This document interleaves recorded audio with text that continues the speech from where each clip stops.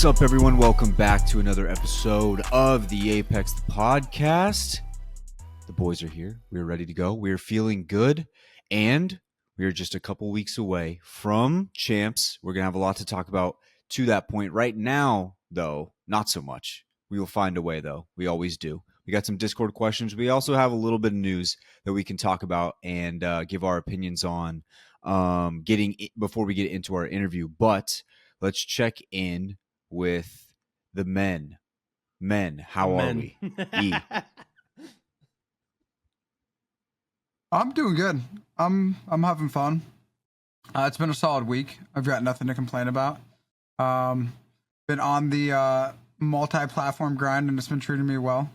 I think there's like a lot of opportunity right now in the content creator space, and it's been fun. I'm gonna do my best to try to make a little kick partner happen.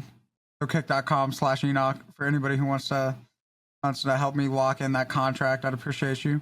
We'll see what happens. Dude, I've just been enjoying the journey. How about y'all? Hold on, a little bit more about that kick thing. Can you explain what you're doing to the people that may not know? Okay, so kick.com is a streaming platform that is like very similar to Kick and is like very much so in the market to be a competitor for Twitch. And it's a fairly new site, and so in an effort to grow their platform, they've been saucing out like big contracts to a lot of people. And there's like a lot of people who are on like multiple millions of dollars of contracts, and the CEO Eddie has like publicly talked about how he plans to give out $100 million contracts and $100,000 contracts. And so I'm fairly confident that if there's $100,000 contracts out there, my name's going to be on one of them if I like set it as my goal to make it happen.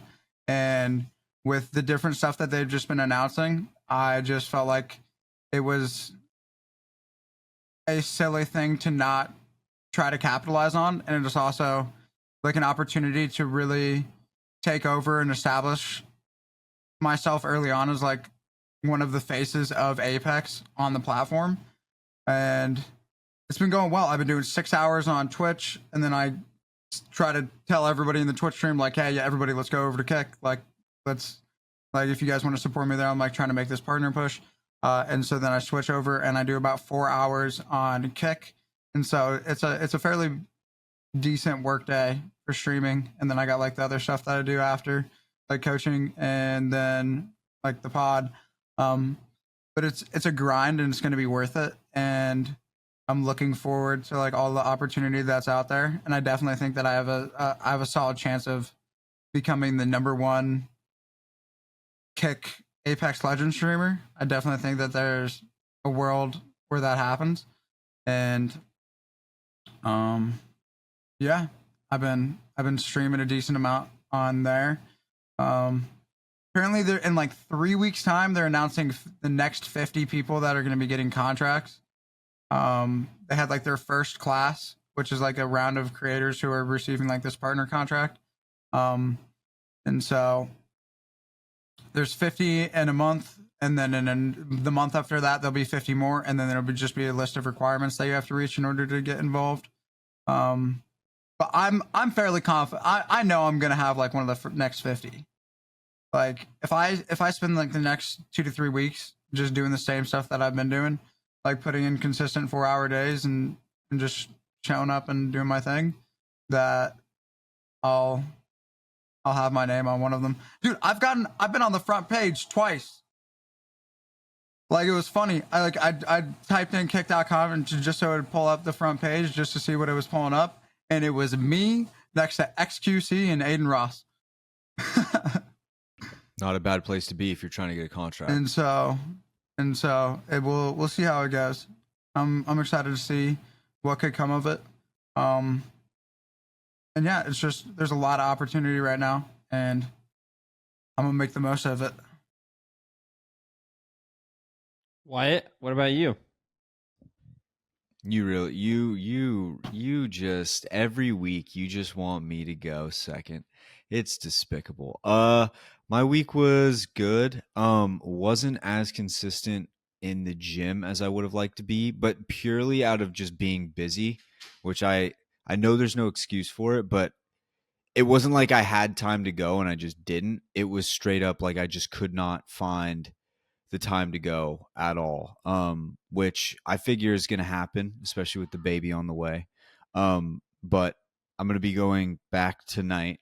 Also, been having like a really hard time sleeping recently, just like very hard. I don't get tired at night. I only get tired during the day, and so it's weird. It's like right before we were about to do this, I was on the verge of falling asleep, but then the second we end, I'm going to have the energy of like 10 million suns and I'm just going to not be able to fall asleep. Like last night, I was laying in bed for like 30, 45 minutes, just laying there, couldn't sleep. And then I just went on YouTube and just watched soccer videos for like an extra hour and a half, which I didn't have to do. But I'm gonna try to get that under control. I found these things. What are these? They're like they're like melatonin things. And the second I took those, it worked. The only thing I don't like though is I wake up with this weird like grogginess to me. And it's not like a normal grogginess, it's like a hardcore. So I don't want to be using these too much, but on the nights that I really need to sleep, then probably. Other than that, it's starting to cool down a little bit here in town, which is what we need. But it'll get right back to the temperatures it was at last week, next week. So yeah, just waiting for summer to end in the Central Valley. That's what we're waiting for. And that's about it. What about you, Finn? All right. Let's see here. I have had a great week. I don't know, dude, extra motivated. Like, dude, in the gym. And I know we've had a lot of gym talk in the podcast in the past like month, which is fine. But dude, just trying my best to my goal is to just lose weight, lose fat, really. I mean, I'll gain muscle for sure, but less about the scale, but more so just feeling less fat, I guess. I haven't really played that much Apex, to be honest, this week. Um, but I've been watching some scrims. I've been watching a little bit of the Gauntlet. And I think it's been interesting to see now as everybody's gone past the first week, basically week and a half of the game or the new season out, like, people starting to form a little bit more opinions now than what it was kind of last week. Let me think. I didn't mention this, but I wanted to tell y'all I played in a very amateur tournament with a few of my coworkers for Apex, and I did pretty good. And I wanted to just say like, hey, I have that little itch of competitive. If I ever wanted to come back, I don't know. Okay, if I was to go back competitively, I do not think that I would play. I don't think I would rather be a analyst or coach. I think I would go the Enoch route more so than I don't know, whoever is not doing that, whoever's just competing. Um, but yeah, my week's been great. Really can't complain. I also have y'all been watching or seen any like reviews on the game called Baldur's Gate? I have not. Wow. No. Okay. I did see that there was something where there was, I'm not going No, to say it. it. Go What? ahead. Oh wait, I think I No, know. no. Yeah. I'm good. I'm Okay. good. I'm good. You're So good. You're good. it's actually one of the biggest games ever now at this point. I think it had on Steam, it was only like 2 or 3,000 less concurrent at one point than Hogwarts Legacy ever was, and they held a record. I've been watching somebody do a playthrough of that, but I don't know for all those people that aren't playing Apex right now, but that are also a fan of other video games. I'm with you. What's the point of it? What's the It's premise? basically D&D. Yeah, it's D&D, but you get to play out as whatever character you want. Yeah. Okay. which I'm not really like massive into D&D. I just think that the storytelling and randomness is very intriguing, and therefore I'm open to watching it. It's one of those games. I don't know if you guys are like this, but there's some games where I much rather watch somebody play the game than me myself play it, and I get enjoyment from watching somebody else play the game, whereas I don't think I would get nearly as much enjoyment if I tried to play it. That happens to me all the time. When I was younger, I would literally tell my cousin like play any. It would usually be like him playing Skyrim, and I'd be like, just play. I don't want to play. I just want to watch you. And he always thought that was weird, and I actually just enjoyed it. I actually really enjoy just watching Counter Strike.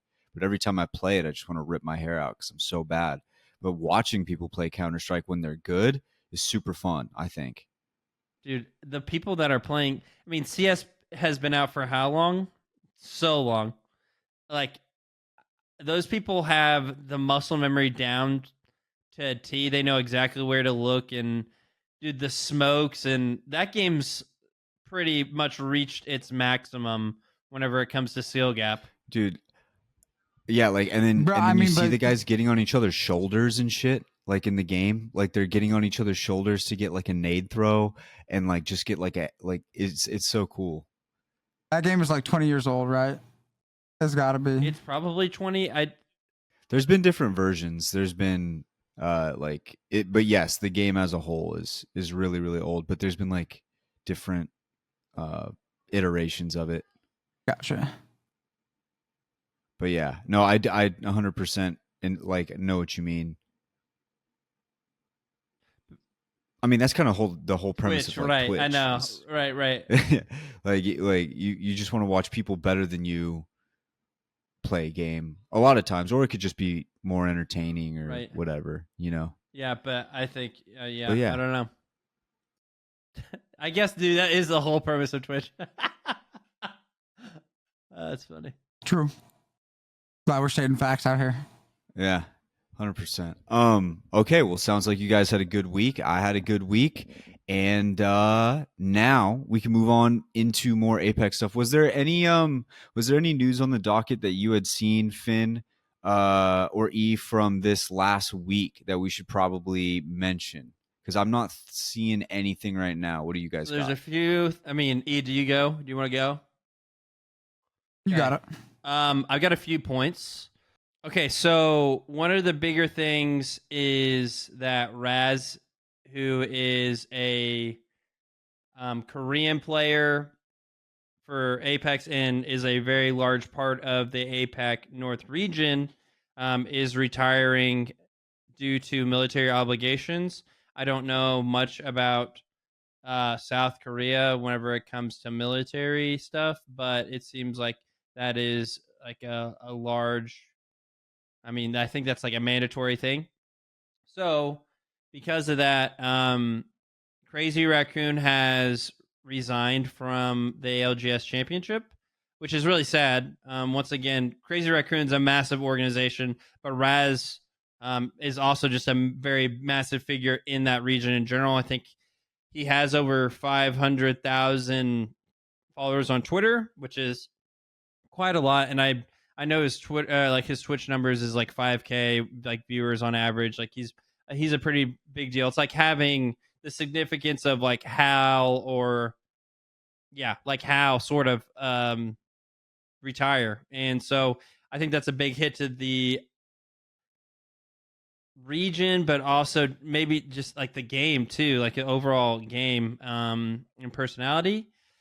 So something to be thinking about. Just some info on that, but it is pretty sad to be fair. But on a lighter, better, more cheerful note, his Watson announced this week that he is partnering with his and hers, the tournament organizers, to host, like to help host a tournament. Was it every other weekend or every month? For $10,000, which is excuse me, quite a bit of money. So That's a lot of money. I mean, he's Watson balling. yeah, he really is. Like that's Watson balling, and he's making sure that everybody's eating. which is just a typical Watson move, right? Like I feel like it goes back to the Keon thing where Keon helped him out, and now he's helping out. So he's like paying it forward to so many different people. Oh, 100%. And I think like he genuinely I don't think he like cares about money like that. Like he just doesn't. Also so, important to note that it he's is just a women's tournament. Putting I people don't think we on. mentioned that. Oh, But that's Finn, my did you fault. not- Yeah, did you not that's fine. specify? I didn't specify. I just knew it was a tournament. I didn't know specifically it was a women's. Yeah, you want me to Yeah, read no, it? it's, Yeah, it's like a hit women's us with that. league. That's my fault. Going to be sponsoring an Apex Legends Women's League with His and Hers Live 10K tournament every 3 months and a to be determined amount of qualifiers with 2 to 4K cash prize each leading up to it. I won't have much to do with it other than advisory stuff and putting up the prize money. Going to be an absolute dumpster fire for my wallet. So if any sponsors are interested, we'll sell slots for cheap. EA willing, of course. And then even Nice Wig chirped in here. He posted a screenshot of a DM from Nice Wig saying, yo, I would love to put $3,000 down to help out with each tournament. 3,000 each 10K tournament you do, that is. And then he just kind of said, if that's your thing, I don't want to overstep it. But yeah, so we might even have more of a cash prize depending on if Wig wants to hop That's in a there. W. As well. That's just an absolute W, W. bro. Huge W from both individuals. So I'm actually really stoked about that. I get that's my fault for not specifying. I'm glad that the women's league is getting more attention as well. I think there's a lot of very talented individuals in the league, and so being able to have a higher prize pool might mean more eyes on it. And His and Hers have always done a pretty solid job of always. They're just really good at tournament organization, and so having them in the scene is also really important as well. So shout out to everybody involved, including his Watson, Wig, everybody. Excited to look forward to that. So moving on from that, I got to give a shout out to PC Swan 96 on Reddit because they posted an ELO. I don't know necessarily the math behind it, but I feel like this is probably somewhat pretty accurate. But it's the ELO of the scrims that have happened, and essentially it is ranking the ELO based off of how they performed in like individual stats and team stats. And I don't know, there's a lot going into it, but this is the ELO of the champ scrims after 3 weeks. I thought it was interesting. Number 1 is DZ. Number 2 is OG. Number 3 is Luminosity. Number 4 is Alliance. Number 5 is TSM. And then this is one of sleeper pick. Sentinels is number 6. And then Moist is 7. Energy 8. Phase 9. And X at 10. And then you could throw in Dojo. They're 11th. So it looks like, though, I do know that all of these like scrims are being hosted on NA servers. So don't be. There's definitely controversy whenever it comes to that because of the ping differentiation. But that's just kind of an update on champs scrims going into it. And then the last thing that I wanted y'all to talk about, or if you guys are open to it, I would love to talk about Alb's tweet that we ended up tweeting. Yeah, his tier ranking. I think that'd be fun to talk about. Yeah, it was definitely interesting, but I would love to hear your guys. You guys are gonna have the better thoughts on it than I am. But I there was some picks in there that I thought were super interesting that I hadn't really heard from. Although I mean Enoch talked about it last week with the Wraith being pretty solid, and he had Wraith up there in the S tier. So that one was cool. Do you want to tell the people the tier list? Yes. I'll go through like the major ones here. Like right at the top. S tier, obviously I said Wraith. He also put in Caustic, Bangalore, Catalyst, and Gibraltar. He threw Gibraltar in the S tier. A, he had Horizon, Fuse, and Crypto. All the rest of them are kind of like self-explanatory here. He did have Revenant in B tier. A lot of people have been wondering if Revenant was going to be like comp viable. And then he threw Seer all the way down in C. So that's where he's at. I thought it was very interesting, including like the Seer being that low and the Revenant. What do you guys think about it? E, what did you think? I definitely, you love to see Wraith. You love to see Wraith and S tier. I think, yeah, Wraith and Caustic, they just work so well together, and especially in comp. I think Wraith's ability to get an entire team from one point to the other, like full safe, is going to be pretty valuable. And the fact that you can use it for late games for rotations, and then as well as a way to have to play an advantageous position in fights. I think we could see a lot of really good Wraith play come back. Cat's broken. Cat's ridiculously strong. Just a nuts character. Everything that Cat does as a legend is just insane. Gibby with the PK getting the buff, it's pretty sturdy. I think we'll be seeing a lot more Gibraltars than we have in the past seasons. I don't know if it's going to be as dominant as he was when he was in meta, because when he was meta, it was basically every single team had a Gibby. I don't think we're going to get to the point where everybody's got a Gibby, but we'll see, because Gibby's kind of a legend where the less of them, the better they are. And so if there's a few Gibraltar teams that are going to start dominating, I think we could see more people switch up. I would put Horizon in S tier still. I don't know if I'd put her in A. Yeah, I also think the Crypto is a bad call. I don't know if I'd put him A tier. Why is that? And I think Revenant should at least be A tier. Rev's more of a niche pick, I think. How insane! Rev works really well in ranks because it's not as. I know, but it'll be insane in a fight. For sure. There's not a fight where that ability isn't just game changing. Center POI teams are not going to be running Revenant. Right. Oh, 100%. Exactly. No doubt. Yeah, I mean, but center POI teams. That's where a crypto, they may be running a crypto. Crypto would be much more viable. But I mean, crypto's not even that good for.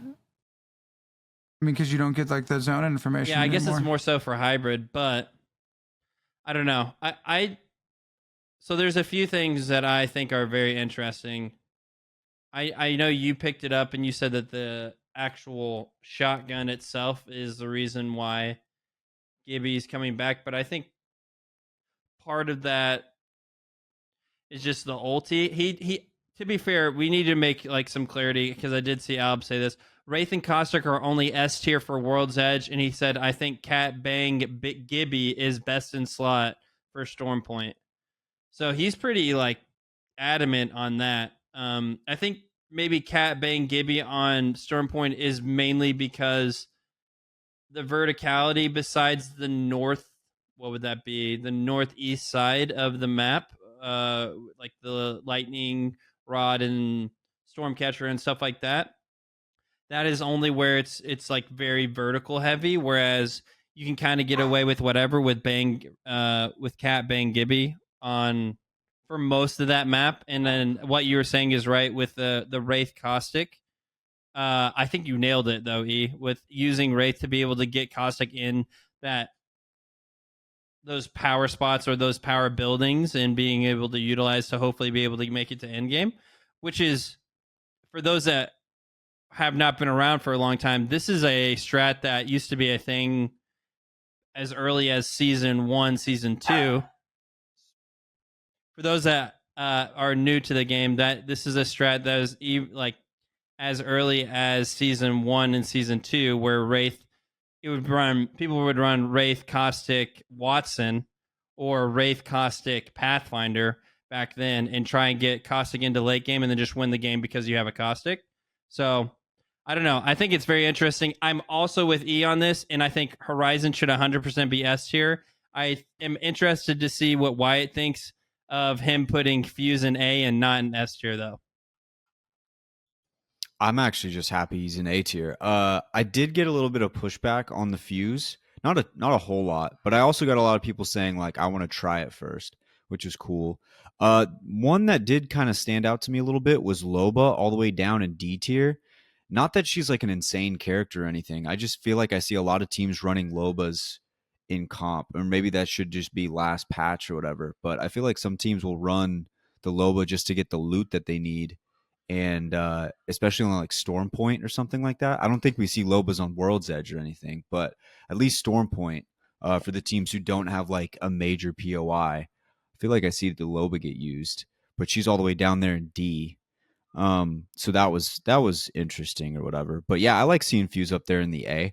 I do think he's probably better on World's Edge. Is that crazy? But yeah, so I definitely an interesting list. A lot of picks that I did not expect to be there. And yeah, Dude, I mean, Newcastle. I love lists Dude, like these. Newcastle. Yeah, Bro, the Newcastle's in C. Yeah. And we were seeing a ton of Newcastle during the Split 2 playoffs.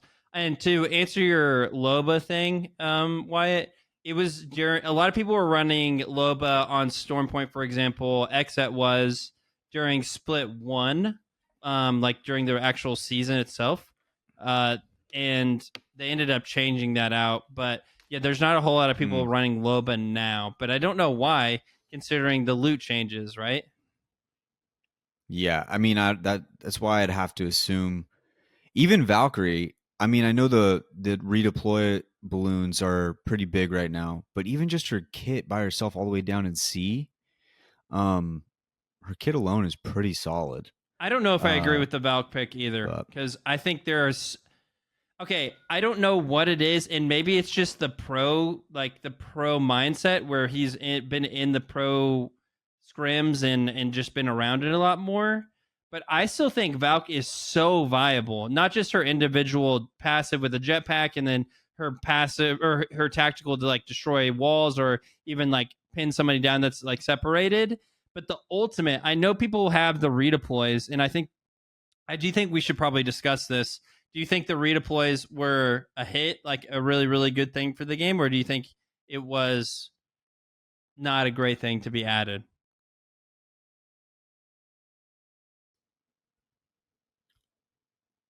I feel like E's probably better on this one.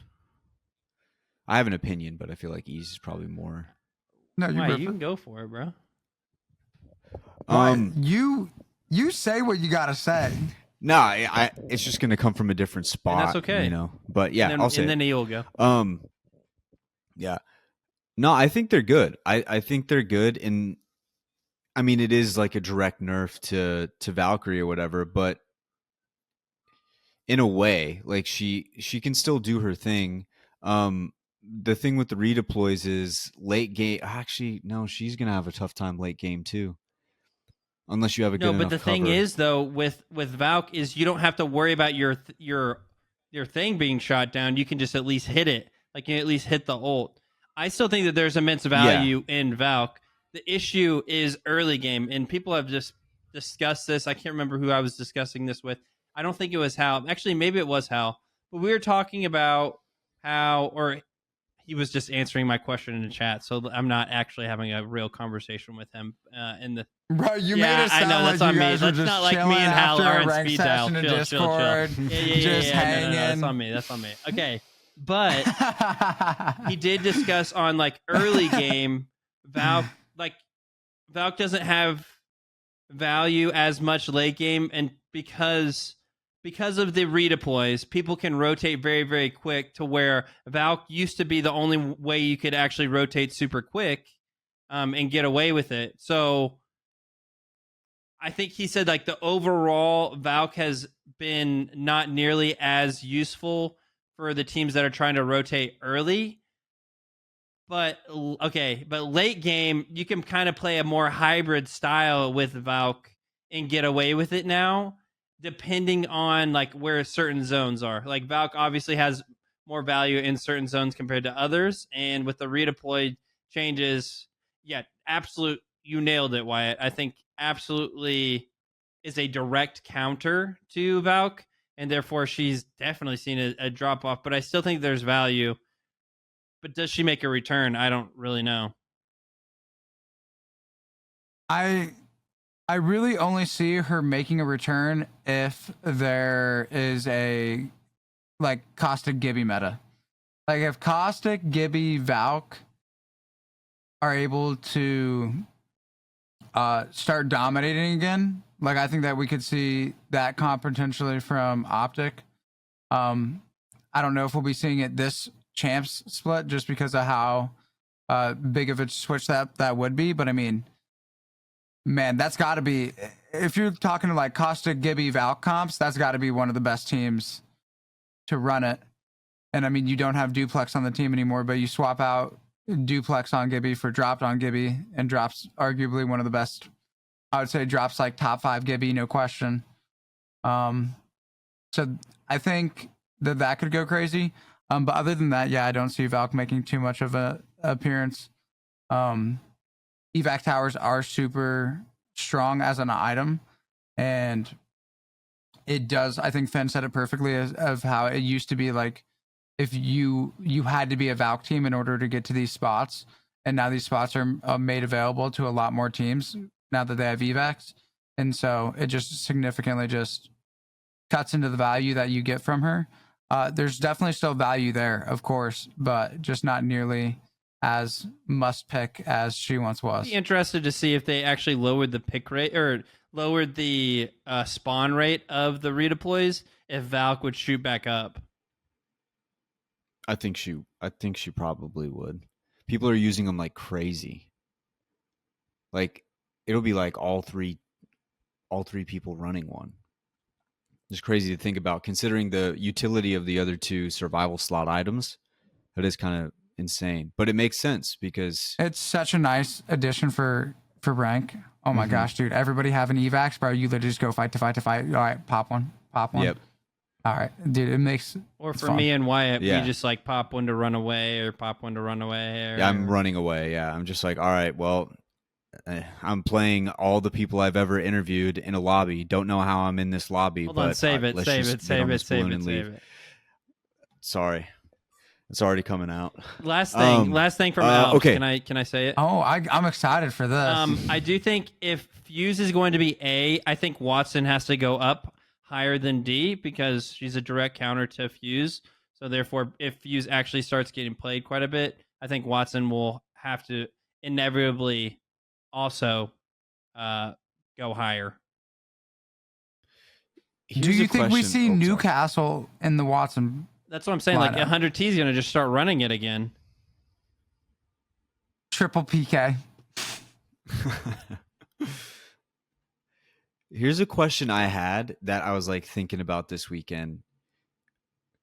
So you know how we were talking about Catalyst being like really, really, really good? Like obviously Catalyst is really, really good. Is it the type of good to where you look at it and you say this absolutely needs to be nerfed and we need to get rid of this now? Like a Seer situation? Or would we look back on it and be like kind of more like a Gibraltar, where Gibraltar was very strong and kind of controlled the meta for a while, but it wasn't a control that was like destroying the game. Do you know what I'm 100%. saying? Like, I don't know. I kind of feel like Catalyst, yes, she is strong, but I'm not convinced that she's really breaking anything or making anything worse. I felt like that was Seer. I just want to know what you guys think.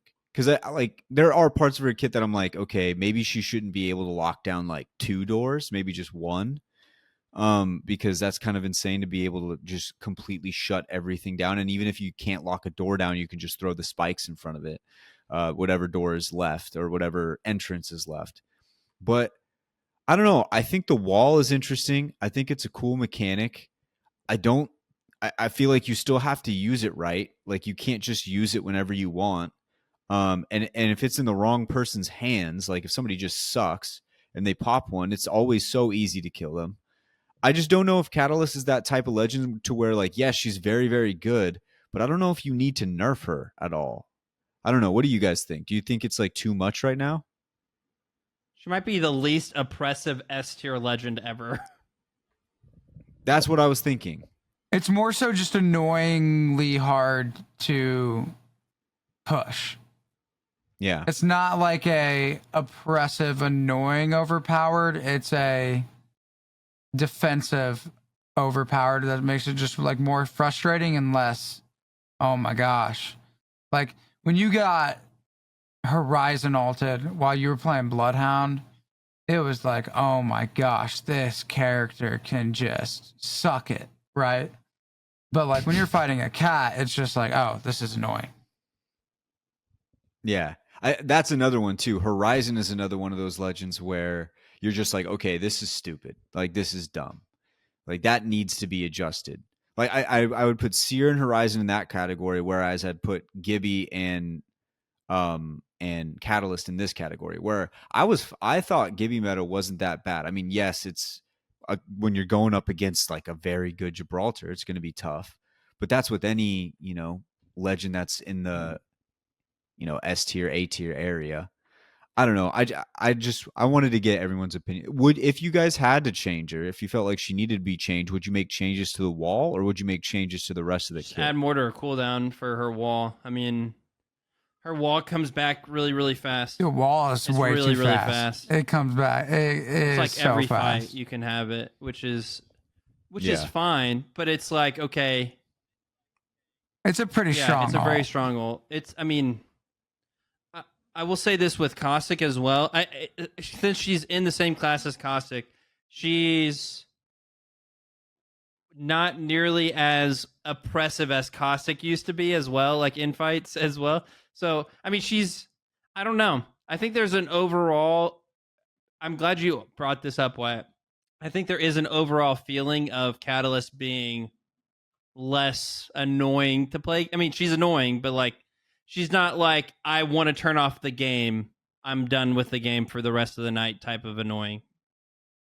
No, so see, that's the reason I brought it up. I have friends and like casuals who they're blaming Catalyst as being like the sole reason that the game is bad right now. Whereas I was thinking about it and I was like, I feel like it's more Horizon than Catalyst. Like I would like the Horizons I go up against are way more frustrating to die to than the Catalysts are.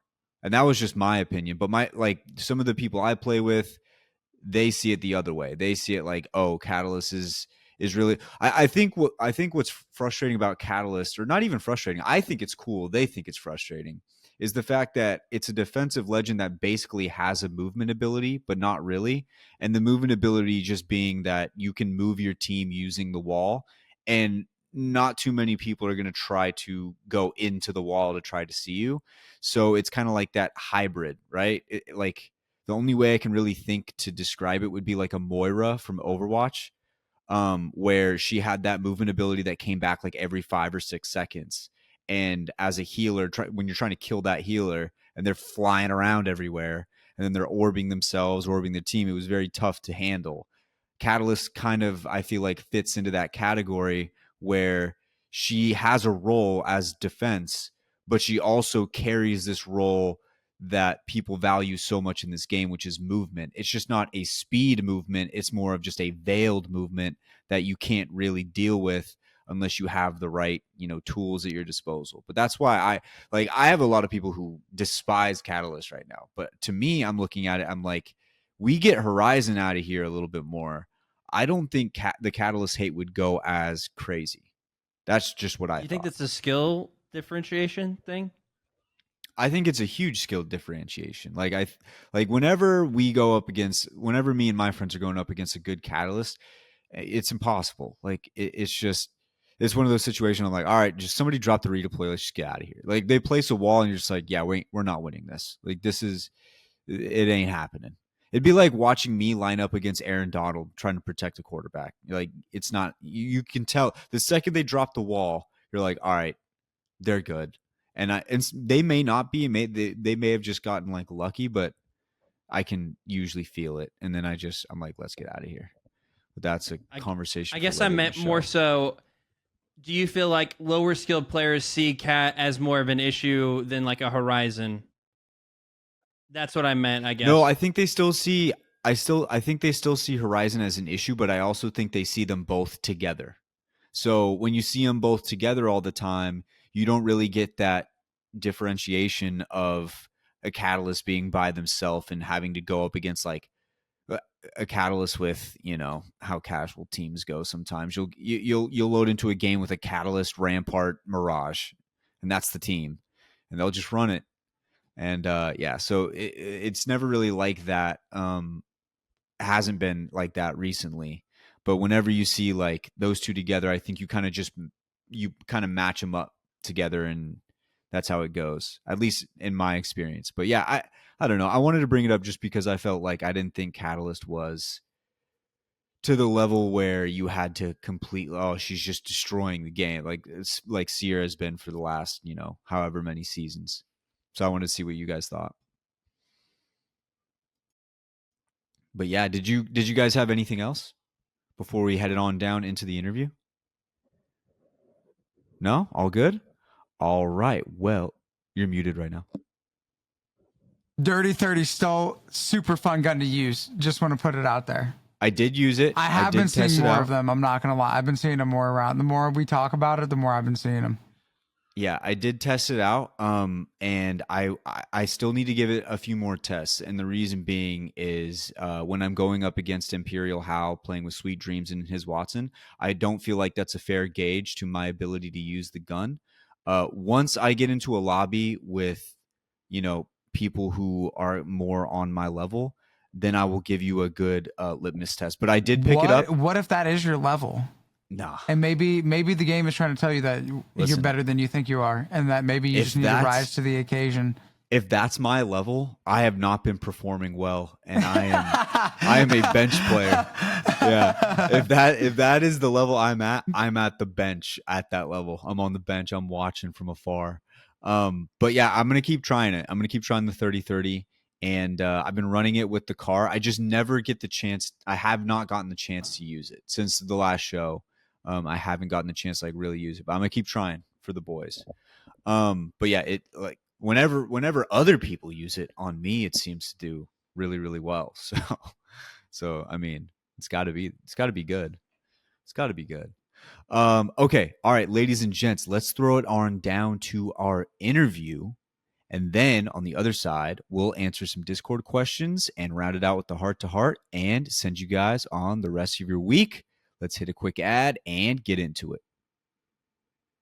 All right, here we are, ladies and gents, with TSM Minustempo, aka the man you can see organizing all the scrims for some of the players that you enjoy watching. Minustempo, my man, how are you doing?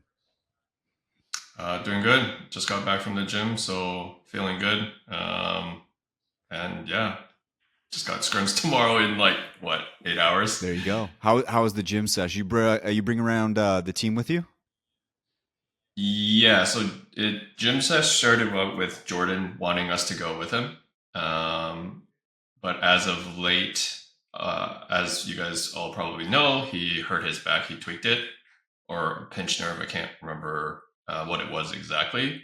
So he hasn't been able to go with us, but him having us go at the very start has made us all consistently go over the past few months, which is really good.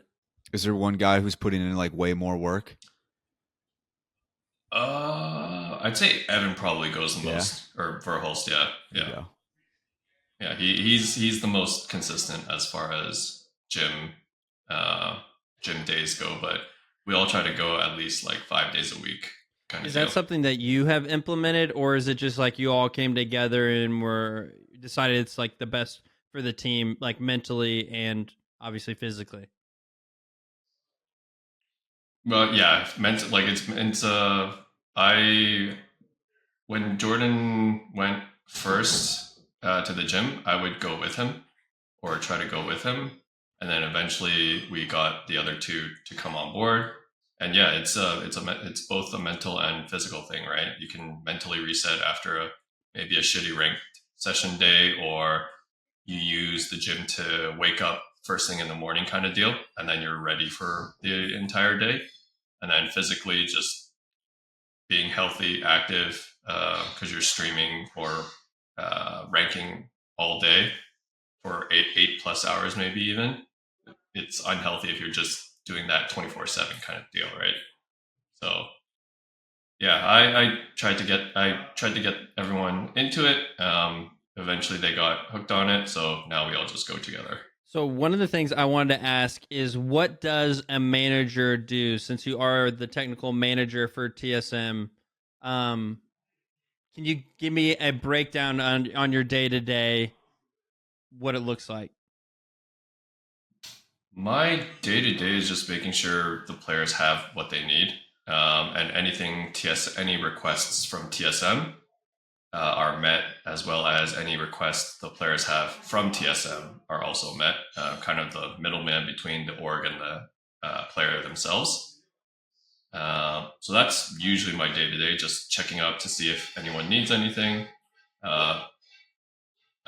As far as what I do daily, it kind of goes outside of a normal manager's scope, because right now I'm also putting in the TSM requests, as well as their tournaments, scrims, as well as trying to schedule that all in together with their personal schedule as well. Just so it makes it easier if I know both their personal life and their work life, because then I can plan things and make sure like sponsorship events don't overlap with, let's say, TSM events, right? Or that they don't overlap with a trip one of the guys have to go back home.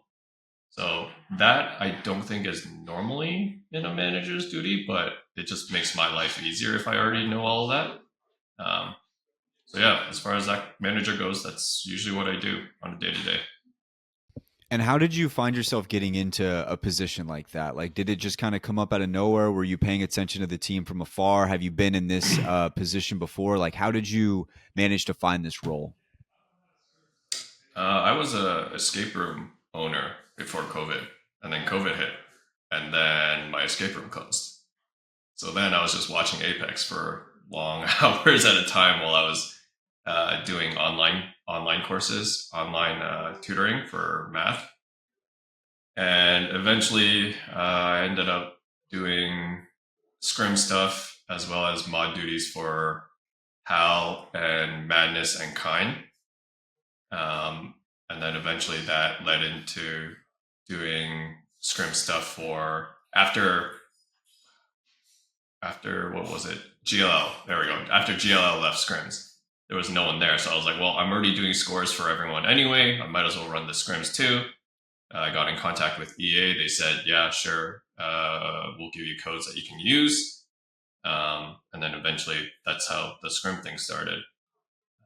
Once the scrim thing started, it kind of legitimized that I was doing this for the long haul. And then more of the players trusted me. Eventually we got scores into a good chunk of pro players channels. And then because I started off on Hal Stream, when a position opened up at TSM, Jordan or Reps actually DM'd me and said, hey, you're already scheduling scrims and events and tournaments around for us. You might as well do this and get paid at the same time. So that's when I applied. And then that was when Snipe was still on TSM, and all three of them, Reps, Snipe, and Hal, gave recommendations to TSM saying I was already doing this for them. This would be the easiest transition as far as one of their managers go, and then that's how I got hired. So no previous experience. I just was doing it as a hobby because COVID kind of destroyed my actual job. Escape rooms, huh? Like you. So you owned your own. Like when did you? I know it's kind of like weird to talk about, but I want to get into that because that is interesting. Like that's definitely like something you don't hear very often. Like how did you get into all that? I did a 9-to-5 job previously during one of my co-op periods while I was in university, and I hated it. So I said, I'm not working for someone. I'm just going to start my own business. I liked doing escape rooms, and there was a void where I lived as far as good quality escape rooms, because they were all franchises where it was the same cookie cutter puzzle, cookie cutter design. So I said, I'm just going to create my own and make it the best in the city. My long term was to make it the best and then franchise it into other cities, and then that would be my big empire. Mm-hmm. But right after we finished getting our first escape room fully set with 4 functioning rooms and good quality puzzles and a good set of staff members, that's when COVID hit. So then I was like, crap. And then we were closed for a year and a half before our province even let us reopen with restrictions. So that kind of killed the business right there. Javoni? Yeah. So with the plans of the escape room empire not working out, do you plan on having a different sort of empire? I mean, like obviously, like due to the circumstances outside of your control. Yeah. But do you have plans of establishing an empire still, or are you happy in hell your yeah. management positions? No, Apex Empire now. Nice.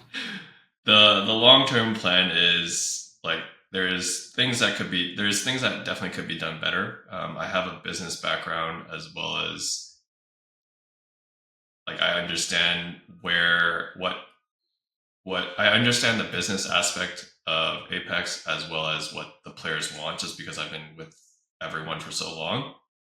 So it's kind of now I can be a middleman here where I'm working with both EA, ALGS, and Respawn, and with the players and kind of combining the two so that it's not just all shit talk coming from the players and the EA, ALGS, Respawn just hate that that's all the feedback that they're getting, and kind of put it in ways where, hey, like this is why the players don't like it or like this one thing or a few things. I think this is how we could fix that and put that in a way where it makes sense for them business wise. So that's my plan. It's essentially a players association for Apex. But on top of that, like there's obviously big downtimes between ALGS. So hopes of setting up a big sister league that runs alongside ALGS, and that fills in that gap. Because from EA's perspective, that's all free marketing for Apex, right? Like they're not paying me to do anything. They don't have to do anything. The only thing that they have to do is supply me with codes, and then they just have free events in between whenever they're not doing anything. So it's free for them. It's good for the players because everyone has something to compete in. So it's a win-win. It's just a matter of putting in that time and effort and understanding what both parties want. So that's a long-term plan.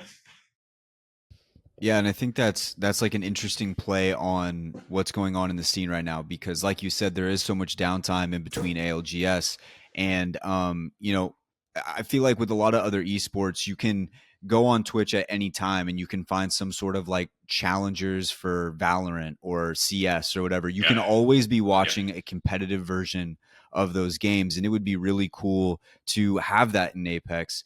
But the one thing that holds it back is the players being able to be compensated. And you said that you want to have some sort of players association for Apex. Have you thought about what it would look like in the challenger scene and how tough that might be, like how tough of an overtaking that might be to overcome? The biggest problem right now is, especially, it's very noticeable in season 18, but it's the biggest problem is that there's no way to verify if someone is or isn't cheating. And that alone makes it so, like, even in the challenger circuit, how do you know if this guy that's cracked is actually is not cheating, right? And you're worried that, oh, I can't pick them up because I can't tell if they're cheating. They could be walling, they could be zimming. You never know, right? Because some people are really good at hiding it. I think if there's a way to fix that issue, then it becomes easier. The challenger circuit becomes better, and obviously with a better rank system, I think the rank system this season is really good. Solo queue is hard as hell, that's for sure. But then that's on the player themselves to get a consistent crew of 3 and play with them and rank up, hoping that they don't run into all the cheaters that are currently in there. But I think that would the cheating the anti-cheat, and I just think that would help the challenger circuit, because then you would find better players once you know that no one is cheating. But obviously, that's going to be a So hard test. besides just the whole cheating situation and the validation of that, do you like the way the structure is right now when it comes from just going from ranked to then challengers to then pro? Like, do you feel like there is a valid, I guess, step or journey, like stepping stone right now? Do we have the right infrastructure in Apex in competitive for somebody who is listening right now that wants to become a pro eventually on, right? I feel like there should be something else in there. So it should be like ranked, something else, and then challenger circuit, and then pro league. But then in challenger circuit, you should also be getting paid if you win events and things like that, right? But all of a sudden, that's an ask. That's a monetary ask from EA slash Respawn as a business, and that is not viable. So then it's up to, like, technically it shouldn't be up to the players, but right now it's up to the players and the people involved in the Apex industry to create something like that, so that players can get paid. Once challenger circuit teams find stability in the challenger circuit and they're getting paid, maybe not the biggest of monthly salaries, but something decent, as well as prize pool winnings on top of that, then all of a sudden that challenger circuit becomes sustainable and it makes it better for the pro league. So there definitely could be kind of like the ESA model, like whenever they were doing that, like when so ESA was definitely turned out some really good talent. I feel like that was kind of, I mean, obviously Evan, I mean, he's a perfect example of being a part of ESA. You know, the weeklies, the pros, the open tournaments. Like, it kind of felt like a really good way that wasn't challengers to kind of get your name out there to like showcase yourself. Yeah. The only downside was that the PR was kind of rough on ESA's end. Their structure was amazing. They like I said earlier, they turned out amazing talent, and it was something everyone wanted to play in. But their PR kind of shot themselves in the foot, and then eventually they pulled out of Apex. But they're kind of back now because they're working with the Gauntlet, right? So as far as the getting more off of the challenger circuit, more back towards the players at hand that we have right now, there definitely has been rumblings of, you know, some teams being like, it's still not enough what we're being compensated in these tournaments and stuff like that. Do you agree with that, or is it more of like, you know, for what it is right now, that's the best that, you know, EA and Respawn can do? Challenger circuit teams don't get paid though, right? No, I was talking like compensated, or do you mean compensated as in they qualify into pro league? No, I meant just moving away from challenger circuit and to the actual like ALGS teams, like right now. Yeah. Oh, okay. That's a can of worms. It definitely, because the actual pro league regular season itself, like when you really calculate how much you're making per hour if you win, it's abysmal, right? It's like 30K for first place for what, like 2-3 months of regular season, and just take, like, even if you only factor in maybe double the time that you use to play in the regular season itself, because you obviously have to practice for it, right? It's, someone calculated it a while back and it's below minimum wage. So yeah, it's definitely not enough, but like, is it realistic for us to ask EA to pump in more money just out of thin air? No, right? Then what options are there? The easiest one is obviously, hey, org skins and just better skins in general. I guess that would help crowdfund the prize pool. But again, all of a sudden, the players aren't doing enough themselves to market themselves as a product, to, even if they had their own skins, they might not sell enough, right? Like, outside of maybe a few of the top orgs, like CR is gone, or CR withdrew from LAN from champs, so like they probably sold the most skins as far as the banners go, right? Like I don't know that for sure, but they are massive in APAC North. But outside of those types of teams, you're not going to sell enough skins, even if EA and Respawn approved of it. So my guess is that's why they're not really going through with it. It's not worth their time.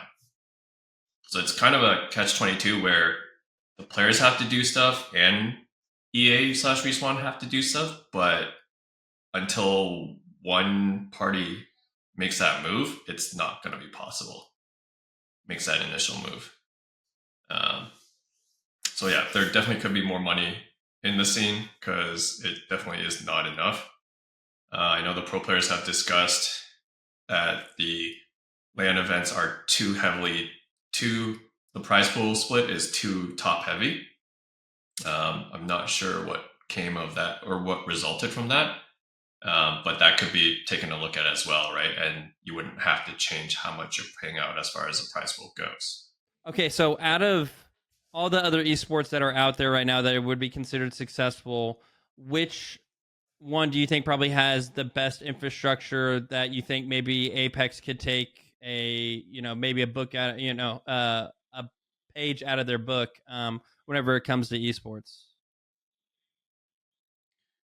Well, I mean, we definitely are trying to do this at a rough time because right now it's obviously esports kind of black hole time just because of all the funding. I would say the closest one we could probably get to is something similar to Dota 2. But currently they have ESL gas money essentially, and they're loaded. Valorant has their franchising, which kind of blew up in their face, I want to say. League also has franchising, which also suffered a similar fate. So probably the Dota 2 method, where the players and the orgs market their pro players, and then EA/Respawn sells things in partnership with those said orgs. It doesn't necessarily have to be orgs; it could be individual teams that are orgless. But it is up to everyone to kind of market themselves together. I think that's the best route that we can go, because just sticking with what we're doing now is not sustainable. There's only a few teams that are doing YouTube content, TikTok content, Instagram, etc. Right, all the social media platforms. It's a lot of work. It's a lot of things to learn, but you have to put time and money into that at the start, so that later down the line you could have 30 house, right? And imagine that. Then all of a sudden you're having multi-million-dollar prize pools for lands. So it's kind of up to everyone. But I think the Dota 2 route, to the point where we're crowdfunding for the tournament prize pool, and the things that we're selling are now org skins, and 50% will go towards the prize pool itself, where your favorite teams have a possibility of winning.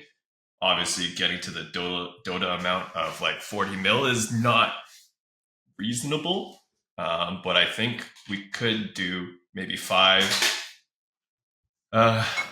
mil, 4 mil, something around there, because I think the last time they did a crowdfunding, we raised an extra mil or so for the prize pool. But yeah, I think that's the best route, because it's got to be done in a way where it's worth EA and Respawn's time to do it, so that they get some return on it, as well as the players have a chance to win more money, I guess.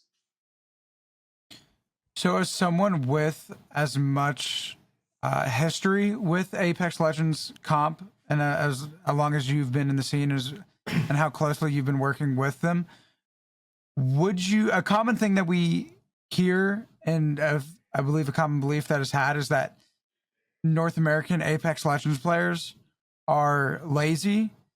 Would you say that that's true, or what's your viewpoint on that statement as someone who's as heavily involved with scrims as you are?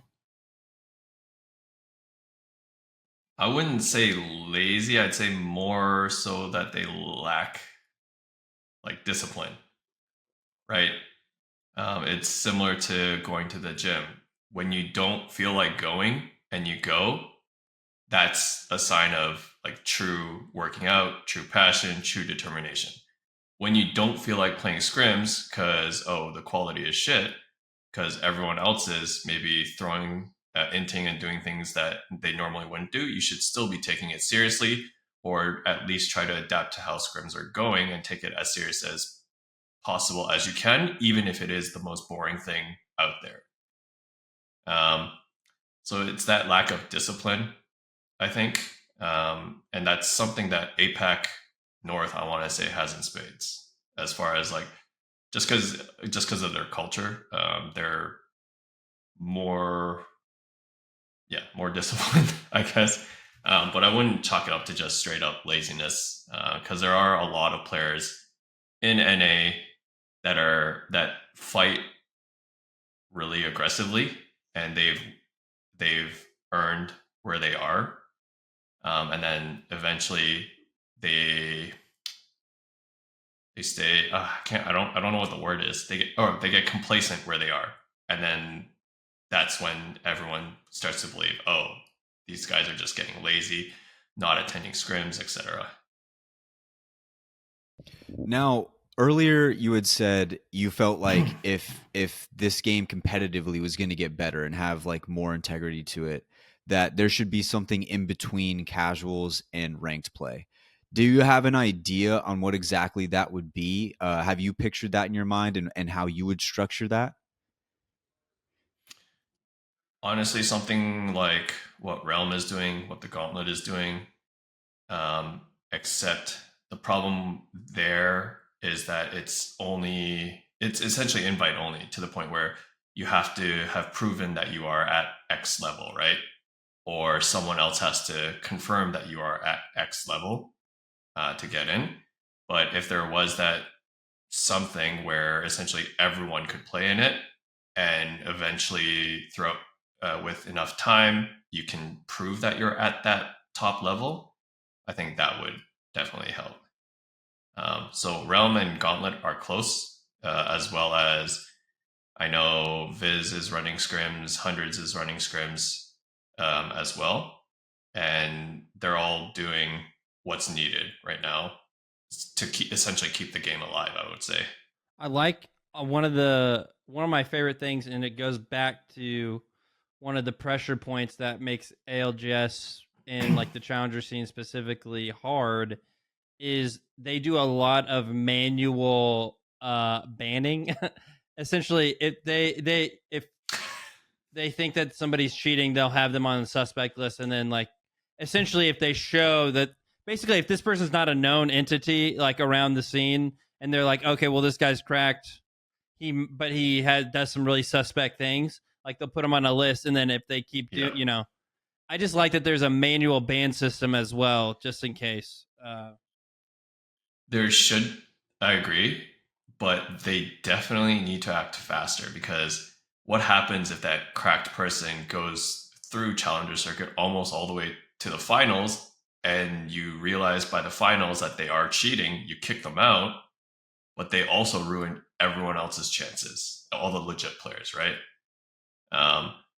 So that goes back to, you just need a system, a prevention system, not a reactionary system. I guess I meant for like those leagues and like the gauntlets and stuff they're having, like I mean, yeah, that's my fault. Gauntlet. No, okay. But no, same thing for the LGS though, like with challengers and stuff. I mean, I think they used to do that back whenever there were circuits. I mean, I know they have to see what your rank was. Remember, like it used to be, it used to be platinum, then they threw it down to gold, and now it's like silver 4 or something. Yeah, now it's silver. I mean, who even knows? But I do remember they used to like look. This was pretty early on, though, in ALGS, as far as I can remember. But I remember them saying that they were looking at each person to make sure that they didn't have like on their like any suspect stuff. But that was a long time ago, and there's probably a little bit less people that there are now that was wanting to get involved in competitive. But I would love to see that system be implemented, but I don't know how much manpower that takes as well. Exactly. Yeah. It just feels like with gaming right now, there's not a whole lot of there's not a whole lot of bad things that can happen to you from cheating, and a lot of times it actually seems like you benefit a lot more than not. Like if you look at the situation right now, the number one pred is Oh yeah, boy. and nothing's being done. It almost feel that's why I feel like it's so hard to kind of like, because Yeah. if we put everything in a vacuum right now where there was no cheaters, I feel like the rank system would be really, really good. I feel like it'd be really easy to have a great challenger circuit. It'd probably be easy to have like that next tier that you were talking about, where maybe you could throw in like all masters and pred players only can go into this specific playlist and play, and then that's how you kind of train and hone in your skills as like a pro. But you can't kind of like Champions League. but you can't really do it because you just don't know who's actually legitimate in there. And I honestly feel like if you did that right now, it would only be cheaters. Like, or a good portion of it would be cheaters. It's just the whole thing is really it sucks. That's the toughest part of this whole thing. But like, if you think about it from EA's perspective, the moment you figure out how one person is, what hacks one person is using to cheat, and you figure, and with the crew with the staffing that they have, and you figure out a way to block it, there's 10 more cheats now, right? So it's a game of whack-a-mole, and you can't fault EA for not being able to whack every single one. Yes. Yeah, they just pop up like crazy because the cheating industry is massive, right? Like they're making billions of dollars off of that kind of stuff. Yeah, and it's not even just EA. I feel like it's, plenty. Yeah, it's everything pretty much. So moving more into scrims a little bit, I know there was a time where it just seemed like nobody was really paying attention. You're like, I don't know if I'm going to keep doing this, because it just nobody was really taking it like seriously at the time. People were just dropping out. It was annoying. How hard is it to kind of manage this and manage like consistently being there all the time when there are people sometimes who you said just get kind of complacent and do stuff like that? Like have like what's the process like for you having to deal with stuff like that? I just don't take it personally anymore. If I'll provide the lobbies and the format. If teams decide to screw around, they screw around. Someone else might take their place based on the format that's been applied. But there's no point in me getting annoyed or mad about it anymore. And yeah, I guess that's the like I did have that time where I was just like, this is annoying as shit. I'm not doing it kind of deal. But like, why am I getting annoyed? The players are just messing up their own practice, so I should just be indifferent. I should just be there to provide a place for the ones that do want to take it seriously. And yeah, ever since then, it's just been, I'll run the lobbies. We'll keep them going as long as possible. And I'm at the point where I've run different formats of priority, different scrim lobbies, group scrim lobbies, etc. So it's like I have an idea of what will and won't work. So when players suggest things, I won't even. It's gotten to the point where I can guess what will happen with pretty accurately, and we just won't even waste time on that. So one of the examples is a few of the players said, "Hey, we want to do 8-game lobbies or 8-game like scrim groups, right? Instead of 6." That's not going to work because if you have your 7 a.m. Pacific scrims, that's going to all of a sudden run until 11 a.m. instead of 10. And then your 11 a.m. is going to run until 3. But then that's 2 hours into the gauntlet, which means a lot of NA teams will just back out and play in the gauntlet. So things like that players suggest, there may be a handful, like 5 or 10 teams that want to do that and that will commit to that. But Apex is a 20-team game. You can't do it. So I'll just shut stuff like that down right away because there's no point in wasting time on that, right? It's just inefficient, and that's like my biggest pet peeve. I feel like right now, I mean, I think people have a lot of respect for you in that because you've been through. To be honest, dude, you've hard carried a lot of Apex comp for a good bit of time. So I want to say congratulations to you and thank you for that because a lot of people don't really know the person behind the scenes that is doing all like the heavy lifting kind of of the organization.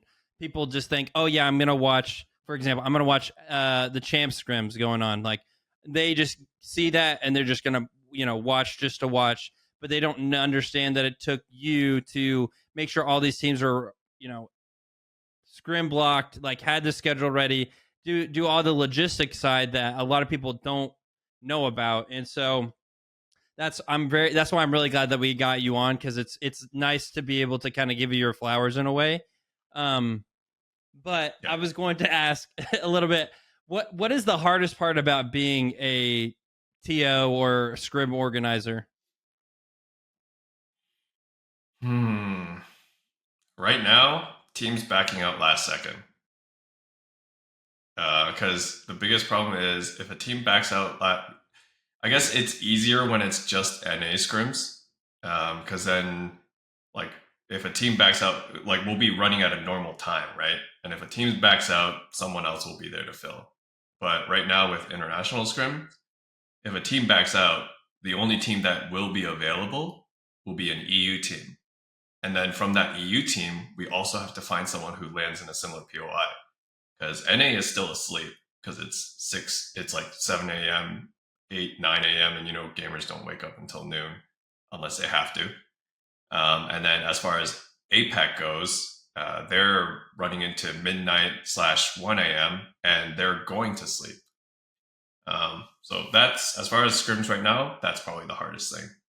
But most of the teams have been fairly okay with giving me like at least 12 hours notice kind of thing. So it's not too bad, but that's probably the I was hardest gonna one guess right now. something to do with the language barrier. How often does that come up? All the teams have someone who speaks decent English or at least understands and can type it. So it's not too bad. And then, because pretty much all of EMEA, South America, and actually, yeah, EMEA and South America both know English fairly well. APAC North and APAC South, same thing, English. The hardest one would be probably APAC North, but I speak Korean and I can understand Japanese to some extent, so it's not too bad. But even the Japanese teams all have at least one person who can speak, whether it be a manager or a player. Or an analyst. They have someone that speaks English, so it's actually okay. So we've talked a lot about some of the negatives and things holding back the Apex esport from kind of thriving and being in a better spot than where it's at right now. What are some of the positives right now? I know that esports as a whole is kind of in a weird spot, but is there anything positive about our scene and that can help carry it to the next level? I want to say it's probably the best BR out there. Easily. That's not even a question. It's easily the best BR out there. It just grew at a time where COVID was starting, so it got rough. Like, I'd imagine if COVID didn't happen and the Arlington LAN that was planned went through and all the other tournaments were moving through quickly, because I talked to EA and they said that like pre-COVID they had 12 LANs set up. Like that's unbelievable. And if all of those were going back to back, there would be no downtime for the game. The EA/Respawn would still be 100% staffed. But I think as far as Apex goes, because it's the best BR, both movement and shooting wise, it has a chance to be essentially the League of Legends of FPS games. And that's why I'm working so hard on it. Because I can definitely see it being like a 10, 15 plus year esport with massive teams, and hopefully proper franchising later down the road. But the Players Association, crowdfunding, org skins, the works. So, what would you say is the biggest step that people involved in the Apex scene, like whether they're players or whether they're content creators, what would be the biggest thing that they should be doing right now to like help Apex get to the point where it is that game that's around 10, 15, 20 years? As bad as it is in Apex, like ranked and pubs right now, try not to be so negative. Like the game has its issues, yeah. The game is currently built on, I want to say, spaghetti code, where each season is added on top of a layer of a house of cards, essentially. But that's because Apex grew during the start of COVID. So try not to be as negative as much as it might hurt to not go be negative. But that, and along with marketing yourself as a streamer, a pro player, a content creator, would be the best steps. All right, I remember my question. So real quick, how did you get your name, Minustempo? I feel like that's a pretty unique name. So prior to COVID, when I was doing escape room stuff, I actually played volleyball for three, 4, 5 times a week, competitive volleyball. And when COVID started, that obviously ended. But during the volleyball time, I watched an anime called Haikyuu. And Minustempo was essentially a type of attack that was used in the anime that didn't seem like it could realistically be done. But I practiced it with my competitive team. I practiced it on my own. And eventually I got to the point where I could do it like 2 out of 5 times, every 2 out of 5 attempts kind of thing. And then, yeah, that attack essentially became my name. That's pretty sick. I'm not gonna lie. I love that. Yeah. Hence the volleyball in the back, as well as that figurine, and then we've got. I'm a weed man, and then we've got the volleyball poster and everything. There you go. There you go. Didn't expect to have a volleyball crossover on the pod this week, but I'm excited we got one. That's cool. Yeah. Unfortunately, there is only one indoor volleyball league in Austin, and that's like 30-minute drive away from me, so I can't play. Damn. That's tough. Okay, I'm gonna hit him with a double tap. Is that all right? So essentially, what it is. Wait, what? What did you say? Go for it. Oh, okay, tight. So how to preference this double tap is just a segment, reoccurring. What we do is I'll say 5 statements, and then you respond with like 1-word statements, and then the best that you can, or 2 words. We kind of let however many words people want to say. So, yep. Are you ready? No. Okay. All right. Number 1, best region in ALGS. NA. Number 2, second best team in the world.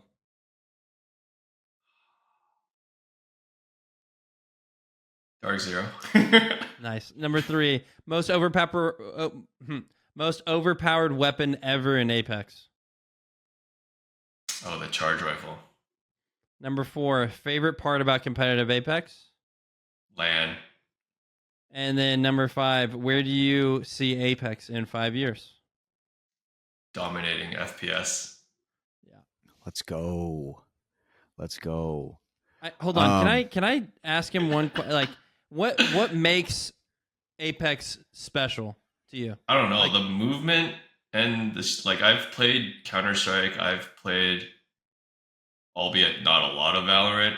Overwatch looks like a child's game, and Fortnite is just. I won't. Yeah. Fortnite is just Fortnite. A younger demographic, I want to say.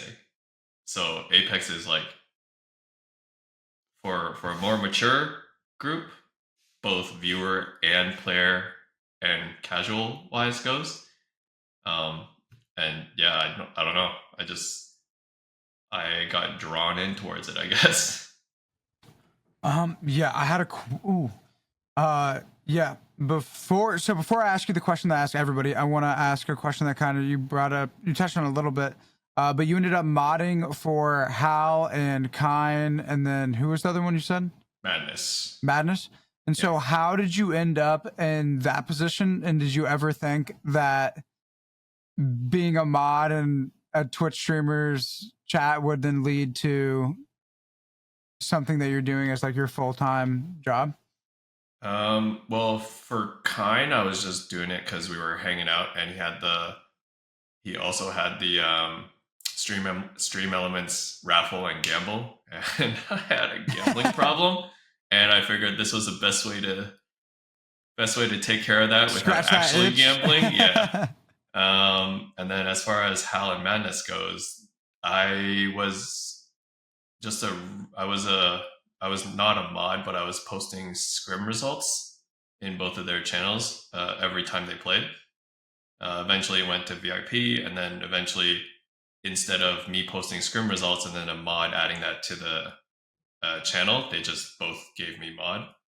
But I did not think that would lead to a full-time job later down the road, because when I was doing that, I was still under the assumption that, COVID will only be here for 3-4 months, and then I'll be able to go back to the escape room and work full time. So that was what I was thinking when I was doing that. Mm-hmm. Nice. Okay, and so my question is, because everybody who we interview is performing in the top 1% of their field, of tournament organizers, you are at the absolute epitome of what it need. Of what do you mean? I'm a top 1% player too. You haven't seen my charge rifle? And so I always like to ask people, like, what is one thing that you've learned throughout your journey to get to where you're at that anybody could take and apply to whatever they wanted to be in the top 1% in? You gotta be respectful. You gotta, like, even if you don't like someone, don't blast it out. Just let it go. You don't have to work with them from the future, but don't put. I mean, unless they're directly harming other people, like don't put them on blast. There's no point in you going out to shit talk someone, and then maybe you burn a bridge, maybe you burn a few bridges, and then all of a sudden someone that you want to work with later down the road, that bites you in the ass, right? So if you don't like someone, just let it go. As long as they're not hurting people, then it's fine. But that's probably, it's like I want to say it's more of a age thing, where you eventually learn that, does me hating this person, does me putting it on blast, like, do I want to even bother putting in that effort, right? Or do I want to just cut them out of my mind and just let it go? So that's probably the biggest thing. And that, again, can apply to any industry, any job, any relationship. Nice. Beautiful. All right, man. Well, this has been an awesome interview. It's really good to get somebody on the show who contributes to the community in a different way. Like, a lot of times we get a lot of pros on here, but there's a lot of people below the scenes that not too many people know, who kind of keep everything running smoothly. And I think you're definitely one of those guys. So we appreciate what you do in this community, and hopefully you keep it up. And I mean, with the business savvy you have, if they can start adopting some of your ideas, I would hope that we can make this thing 10, 15 years longer. So once again, Minustempo, thanks for hopping on the show, man. It's been awesome. Yeah, again, thank you guys for having me on.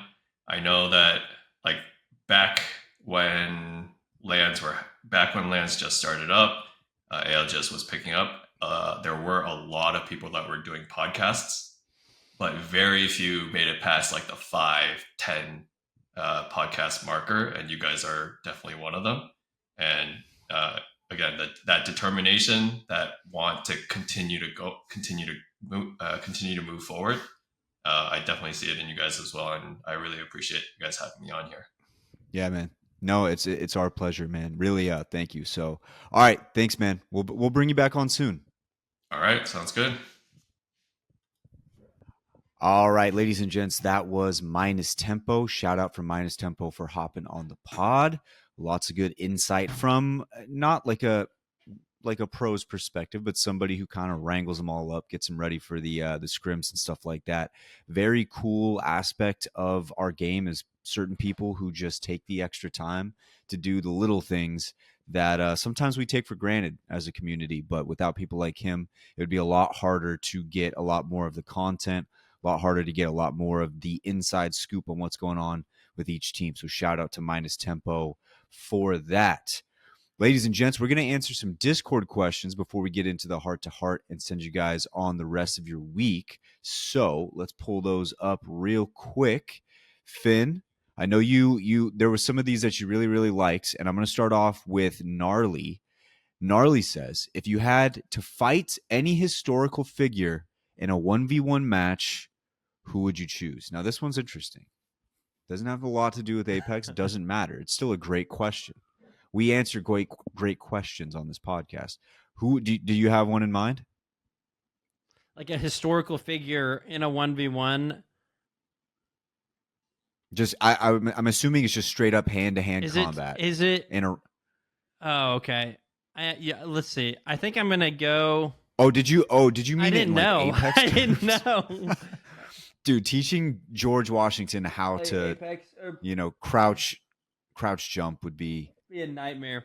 If I was to choose, we're not doing 1v1s against historical figures in a video game. I will choose if it's just hand-to-hand combat, I will take Napoleon Bonaparte. I almost say Dynamite every single time. I mean, Napoleon Dynamite would also be a great person to fight, I think. Just because of his height? Yeah, literally just because of his height. He's not. I don't think he is. How tall is George Washington? Dude, I feel like George Washington 6'2". I don't know. What? So was Abe. Abe Lincoln was like 6'4" or something. I know Abe Lincoln was tall, but I don't. Nobody's talked about George Washington being decently tall. He had to be decently tall to get to his apple tree, brother. I don't know. That's true. I'd love to knock one of those just wooden teeth out. Not because I don't like George Washington. I just think it'd be cool to they have wooden teeth to do that. Wait, you're fighting George? Dude, George Washington smokes you in a fight. I know. I'm not picking him. I'm just looking at his height. I realize from his height that he probably has the reach advantage on me. He also just 100%. he has that dog in him that I just don't have. I don't know if Napoleon had that dog. Let's see. Who else? What do you mean? Napoleon 100% had that dog. Yeah, but you're talking about a man who was a conqueror. Let's see how tall he was. He was 5'6". Like okay, hold on. He's not that short. All right, 5'6", respectable height. It's not like he's 5'4", 5'2". Oh, is he? You know. So why would people making fun of his height? Because there's just this narrative that 5'6" is just so tiny. I don't. I mean, it's pretty short. Okay, all right, hold on. All right, I mean, it's pretty short. Listen, 5'6". You're definitely a short king if you're 5'6". All right, let me look at the worldwide average of height. Worldwide average height. Please be above fucking 5'9". Fuck, man. Is that for men or women? Men. Women is 5'4". Dude. I'm a below average man, above average woman. Gosh damn it. I didn't need to do this myself today. Let me think. I think you're great the way you are. Thank you. And you should love you for being you. Okay, someone said Anne Frank, and I feel like that's a little low. Why? That's a little. Somebody responded with Anne Frank. What the hell? They said they would have a chance then, and I'm like, man, that's. I'm gonna look up good history. Yeah, I'm mainly like I just need like people to think about to fight. Yeah. If you could find, it's a Reddit question. Let's check out this thread real quick. Achilles, I know his weakness. That's fair. Oh, that's funny. Ooh, okay. I'm gonna go with Taft, the American president, who was like 450 pounds. Because I think I would have a chance. I'm more agile. I probably have higher stamina. I think I could. probably win. If we're doing are we doing like a boxing or like hand to hand? Like I don't know. I'm gonna say boxing. I set the stage. I want you to paint me a picture. Set the stage of how you would do this. I would do, dude. I think I would do boxing and just run around. And I would just, if I had a 2-week training period, I would just get my cardio so up to where I can just run around him all the time, trying to get his energy out in the first 3 rounds or so that he can't, he's going to be gassed.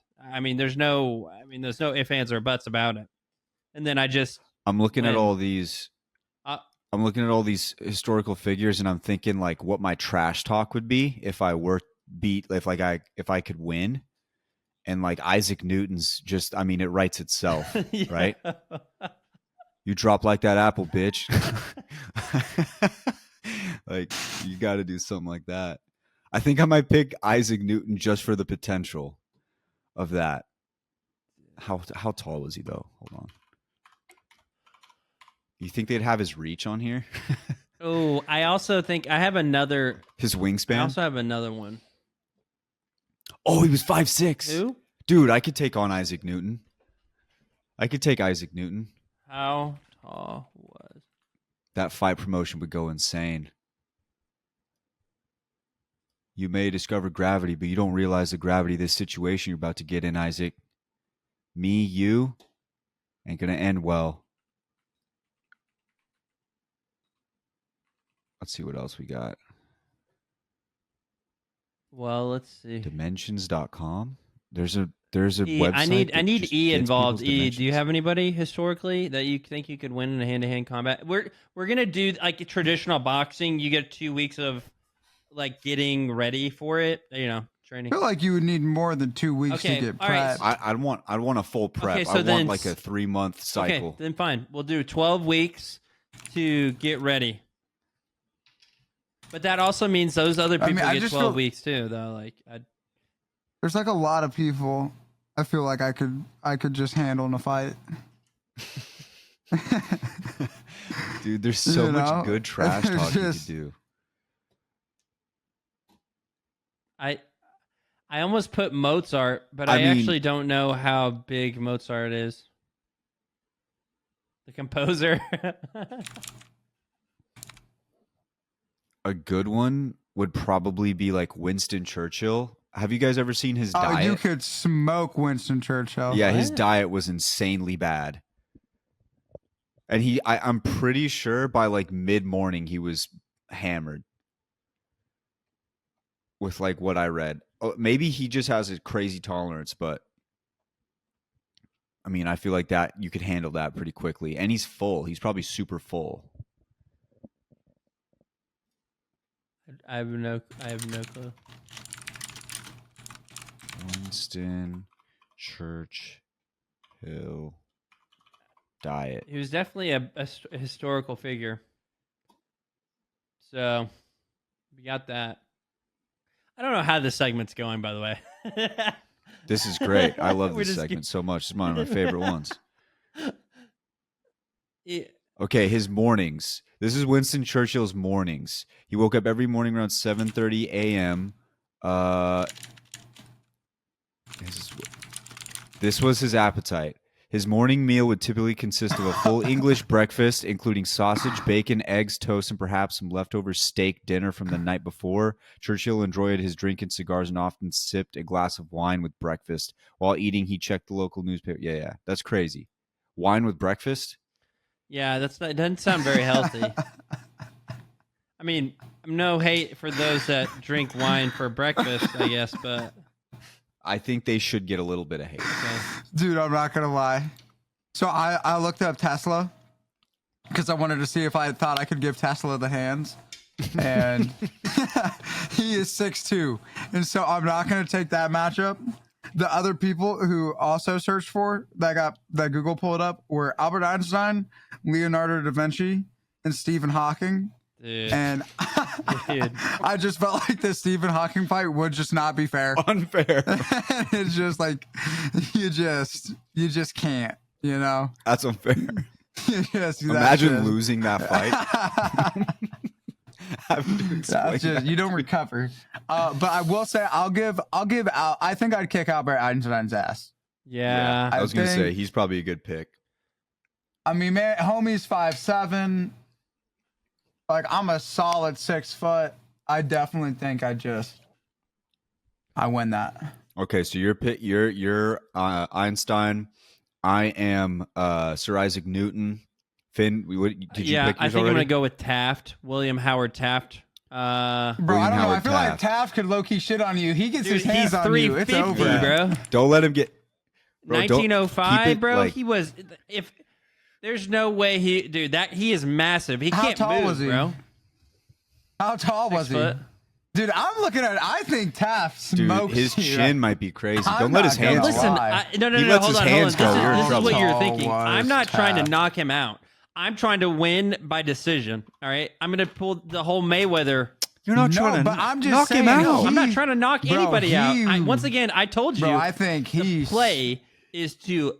Oh, he's 5'. How tall are you, I'm Finn? 5'10". Okay, Oh, he beats you, dude. You're fighting a 330-pound guy who's an inch Yeah, taller but than you. there's Inch and a half. he's not very athletic. Like there's. okay. Bro, but Finn. you're giving it. He has 12 weeks to prep. He has 12 weeks to get in. He comes out of that destroy. ripped. I, Bro, I think you got the worst Finn, pick. Finn, I want you to think go me to his and- Finn, go to his pictures and then look up his name, Dude. go to his pictures. There's a picture with him on the golf course and he has a I'm- thick base. He's oh got a my thick gosh, base. I am dude. seeing I'm- this. I'm He's Team got a Taft. thick base. I'm Team Taft. I think this man. I think he paces himself in his fight against you. This man got 12 weeks to prepare with a professional. Damn. Nah, got you stuck picked in a Haas. bathtub, bro. You're getting. You you're picked a Haas. You're getting I smoked. still think I win. I'm Team Taft all the Hey, way. Oh, this to this get- site to get- says Go ahead. you got it. Okay, I was just gonna say he was 6 feet tall, 330. Then you're smoked. Taft rolls You keep saying like He's like I'm Butterbean. not gonna knock him out. I don't. I'm not gonna let him have a chance to knock me out, bro. Dude, 12 weeks of prep. Taft, he smokes you. You get 12 weeks, but he also gets 12 weeks. He smokes you. Dude, he was the He Secretary of questionably- War. He questionably What does that have to has do with anything? 2 inches on you. He knows the ins He and outs knows of battle war. and human combat. Was Taft and I mean, I should probably know this. 1902. Never served in the military. That's good on. That's good. Looking That's good good for Finn. you. That's good for you. That is good for Finn. Let's see. He was a chief justice. You guys are I'm trying to see- roasting my declining pick. health and I death. don't. No, I'm definitely Team Taft. He was the heaviest president. He was 5. It says Taft is remembered as the heaviest president. Did you look up fattest president? And that's No, why I you knew picked it him? from school that he was the fattest. Okay. He got stuck in a bathtub often. So Okay. that's why I think even if I gave him 12 weeks, I think I win that if I have my cardio up because I'm just gonna win by decision. Yeah. I mean, that's now that you say it, it's the one way I think you can win because I don't think you're piecing this guy I never. up. Yeah, but I knew that strategy going into it, so that's why I feel okay about it. Yeah. Dude, I've got so much trash talk I'm gonna throw at Sir Isaac What are Newton. you gonna say? Like I already said the apple thing, like when I knock him down and the apple goes down, and then like when I'm standing over his body, I'm just gonna pretend like I'm dropping an apple, and Oh my then God. yeah, I've got so much going. I gotta do more research, and then like in the press conference, I'm like, "Sir, who served you? Not me." And I'm just gonna go in on him. I'm gonna go in on him. Press He conference is gonna wouldn't be even. wild. I'm He gonna be will throwing not a even chair. understand. Here's the thing. He's not even gonna understand the trash talk because he was born, 100 years ago. I'll find a way. I'll use No, old well, English. definitely. Yeah, I believe in Wyatt. I think me and Wyatt both walk away with our matchups and won. I get knocked out by Sir Isaac Newton, bro. That'd be so embarrassing. No, but that's I'm still not- like I'm kind not of a coming flex back that from you got knocked out by him. That's the same thing with Taff. No, it's not a flex. That Dude, would be I'm so frustrating. I'm the most confident in my fight against Einstein. I think I rolled. Oh, you're destroying think- Einstein. I don't think there's any I doubt. did 12 weeks to prepare too, like actually just like take it seriously, and then I get to be the guy who He became rolled stuck in the presidential Einstein. bathtub, requiring 6 men to pull him free. The nation's press had a field day. That's just Haas energy. It's big Haas energy. He had ease, his That is crazy, uncontrolled though. appetite, and his need for sleep after eating or exerting himself. Taft simply refused to be embarrassed by his weight or his behavior. Yeah, it's He just does, a Haas. yeah. That's pretty Haas like. Now, I know we already went long on this question, but I would also like to say, if you had to, let's turn this question into Apex. You have to get a historical On your figure team. and try to get them to like win an Apex game with you. You got to teach them the game. You got to teach them like how to use a controller or a mouse and keyboard, whatever you want to do, and you got to try to get them to be like a good Apex Legends player. Who are you picking? Dude. Secretariat. I want like some sort of war. The horse? I want like a war general. Dude. Washington is up there for me. Wait, hold on. What's his name? Hold on. I got this. Give me a second. Oh, I mean, historical figure. What are we thinking? Like date wise, what's the timing of like? Because I got one. Stephen Hawking wouldn't be a bad pick. Hold on. this. I'm questioning what is the time frame? Because I've got an answer. I might go Amelia Earhart. I think she's got it. I- Time frame, I think you can go back as far as you Okay, want. then I'm gonna go Babe Ruth. The Babe? Dude, I think Babe Ruth was an absolute beast. I think he would figure it out in about a week. Okay. Historical figures in American Enoch, history. who would you choose as your historical figure? To like, you have to. They're your prodigy. to like coach Yeah. F to play Apex. I'll go with the OG Enoch. Okay, Okay. a little Enoch on Enoch action. Dude, Yeah, Theodore I think, Roosevelt. I think a team of 2 Enochs, there's just no way we lose. That's fair. I might go Theodore Roosevelt. Teddy. Teddy Two I'll Gloves. go Teddy. Oh no, Yeah. not Teddy Two Gloves. Not Teddy Two Gloves. They're a little different. Well, that was fun. Yeah, that was a great We question. just went on. That was a great question. Dude, I am like so. 20 minutes, This we might just have been went the on worst that. segment, but it could have been the best. You tell us. I think it was the best. I think it was the best. Uh, Okay, shout out to Gnarly for the question. That lasted us a good chunk of time. so sorry. Okay. No, I know we've done this question before, but I'm gonna throw it back out there because I think it changes with the times. This one comes from Hyro Kid. If you could build your dream 3-man ALGS roster, who are you picking and why? Like I said, I know we've answered this question, but let's do a more modern version of it. Who would we pick right now, at this time, at this moment, height of their powers in your Like right estimation? now. Who are you picking Okay. right now? 3-man roster. I think I know my answer. Go for it. Koifel, Verhulst, and Zero. I feel pretty good about that, actually. I'd be very confident in that. Yeah. Do you guys have your answers yet? I'm thinking. I think I'm gonna go Naughty, obviously. I'm gonna go Phony. And then I'm gonna go Fun FPS. Yeah, that's a good team too. Wait. Naughty, Fun, and who? Naughty, Fun, and Phony. Okay. E, do you have a 3-man? I feel like they can't be from the same team, so I'm glad that we all have. So far, you and I, Wyatt, have done like a not from the same team. I'm definitely gonna go with Big E. I feel like you just have to have him. And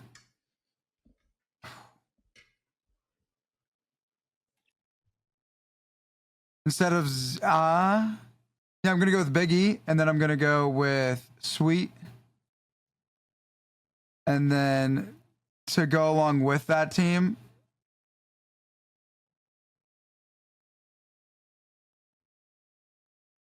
I think I'm gonna put that boy Sykes.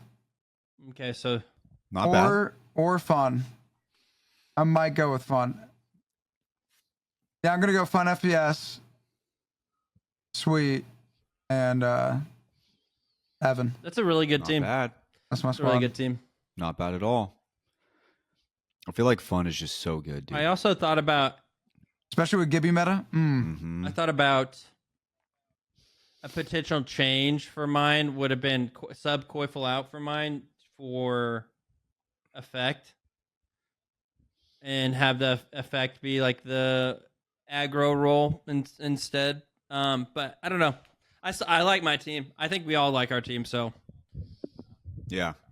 No, good Fun. teams. So shout out to the question, my man Hyro Kid. I love that kind of question, especially when the times are changing too. Because we've answered that probably 3-4 times, but it's always good to answer it again when like things are updated, players are different, things are changing. Some guys are getting better, some guys are not really falling off, but just things just change over time. So it's a good question. Last one, we'll do one Can I get last it? question. Yeah, Okay. World so frozen, and I kind of want to take this and make it into something else. So, World So Frozen says if ALGS had a TCG trading card game featuring cards with players and cards with memorable moments on them, what would be the rarest cards? Example, Scurry Lift, the CEO, Zane's 1v3 again type of deal. So they actually have something like this sort of. It's not really like it's not really a game, but it's more so just a collection of things. And they have it for Call of Duty, and I think that would be something that would be awesome to implement. It has like individual stats based off of like for the full year or for event, and they have like an overall rating, and it's really cool. It has like their organizations and stuff. I'll have to link one, but I would love to have something like this, but in Apex. So uh it may not be a trading card. I mean, is trading cards not like is that like Pokemon cards kind of? Is that the same thing? That would have to be, right? yeah. they're the Okay. same. So most people aren't playing the actual game Pokemon, they're just getting the cards collecting. Yeah, Collecting. right. And so that's I would love for that to be a thing. Memorables would definitely be, I mean, I say it every time, but like the snipe down, respawning, and winning a tournament off of that, with his bloodhound axe is hilarious. Let's see.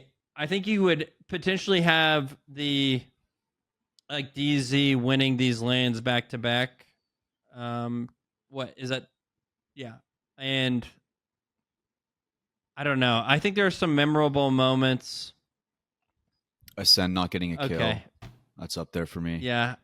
That's Wyatt's tough. never like I don't know if Wyatt will ever believe in them again ever. No. They could win. I don't know. No, I'll believe in them if they I win. think people would be very excited about this, and they would also pay probably pretty decent money to get these cards, especially if they had a few that are signed. I don't know. I think it would be a great thing to potentially have. So there used to be this card game, and it was one of my favorite card games in the world. And they sold it at, I got them at Toys R Us, but there was multiple versions of it. And there was like fighter jets, wild animals, cars, all this stuff. It was a deck of cards. And on each card, it had a list of stats. And the way you played the game is you would get your, cards dealt to you. Everybody around the table would get theirs. And you would say a stat. And you would hope that you would have the highest stat out of everybody around the table that your card had. So like, let's say for instance, I remember the wild animals won the most because the great white shark, whoever got that card almost always won unless they completely fumbled the bag, because the great white shark I think had 100 stat on on I think just like aggression or something, and it had like 100 maxed out on the stat, which was the only card that had a maxed out stat. But then there was like the cheetah where it was like speed was like a 97 or something like that, and you would go around the table and be like, you'd say like speed, and then everybody would read off their stat, and then if you had the highest stat, you got their cards, and the entire goal was to just win by having the most cards at the end. And I think that'd be really cool if you did it in the version of like Apex. I think that'd be like a super interesting way to do it. You're muted, Finn. Oh, I was agreeing with you. I think that's a fantastic idea. Yeah. Why I It was so fun. I wish I could find that card game again, because it was like the fighter jet one was really good too. There was a fighter jet that was so good. I think it was like the B-52 bomber or something like that. If you had that card, then you were just gonna win. But that was the one downfall of the game, is like you got to eliminate like the master cards, I think. But it was really fun. I think that would be a really good idea. I think it'd be cool. As far as moments go, obviously the snipe down one. You got to think that. You got to think the person who asked the question said the lift, all those. I'm trying to think if there's dude, that would be else. so good. Oh my gosh. Maybe Craver like shot or something like Mandy's desk stand. Oh, that would be good too. Yeah. That's a good one. And it wouldn't even necessarily have to be at LAN. It could be like throughout the pro league of like something monumental or something. I don't know. I Designful's La La Land. dude, that would be hilarious. Yeah, that's exactly right. One. Didn't I always forget his name. Controller player NRG have the Guild. 1v3 on Storm Point, Gilderson's. Oh yeah, right by the grab lift. That one's cool. There's a lot of good ones. The gravity. Which one has the biggest? The one that probably had the most gravity was TSM versus Send final fight, both on match point, right? Would that be the biggest one? Ooh, The like one with the the most winning, stakes? yeah, like winning on match point, like against another match point Mhm. team. Yeah, I like that too, dude. Yeah, that would be a fun thing. I like that idea. Which one was that one? Oh, it was World So Frozen. Shout out World So Frozen for the question. I think that's a really good idea. It would probably take a lot of organization to actually make that. But yeah, that would be a really, really good idea. Okay, ladies and gents, before we get into the heart-to-heart this week, Finn wanted to ask me something, and then just a question about Apex and where it stands, and then we'll get into the heart-to-heart. Finn, go ahead and shoot. You pretty much asked it already. What I've just been, for those that are on the Bird app, well, I guess now the X app. I've been seeing Wyatt after last week saying, "Man, I love this game. It's the best season." Really complimenting the game. I have now seen Wyatt take back everything and say, "I Not hate everything. it." And so I would love to see where the hate's coming from, why he feels this way, and I'm just gonna let the floor be wide open to you. It's really only one thing that I don't like, because I still like the rank system. I think it works as good as it can right now. I mean, I guess like the cheating, I feel like whenever like there's a semi decent rank system out, like the cheating just kind of goes through the roof, which is something that we got to get under control. And there's a lot of people cheating right now. It is crazy. I mean, the number one pred right now is cheating. Not confirmed, Which is but, wild. No, I mean, it's pretty much pretty confirmed. Yeah, Dude, it's pretty egregious. Especially like there's a few of them that are just like straight up bad. Like it is so obvious to anybody who knows what a player with walls looks like that it's just blatant playing with walls while streaming. Dude's been banned multiple times before. Last time he grinded and got number one pred and was playing with a guy who was confirmed cheating. His brother, his actual like blood brother, was cheating. all got banned. Pretty sure they cheated when they played Call of Duty. And so like, yes, there was the opportunity there was a chance that he was coming back. He was going to try to take another go at it and do it in like by not cheating and playing legit and doing everything the right way. And that is just simply not the character change that it appears we could be seeing. It's just like there hasn't been anything officially confirmed by Respawn, but it is blatant as day. And I would absolutely just be shocked if he doesn't end up being banned and being perma-banned this time, given the fact that this is just a repeated multiple history, multiple times.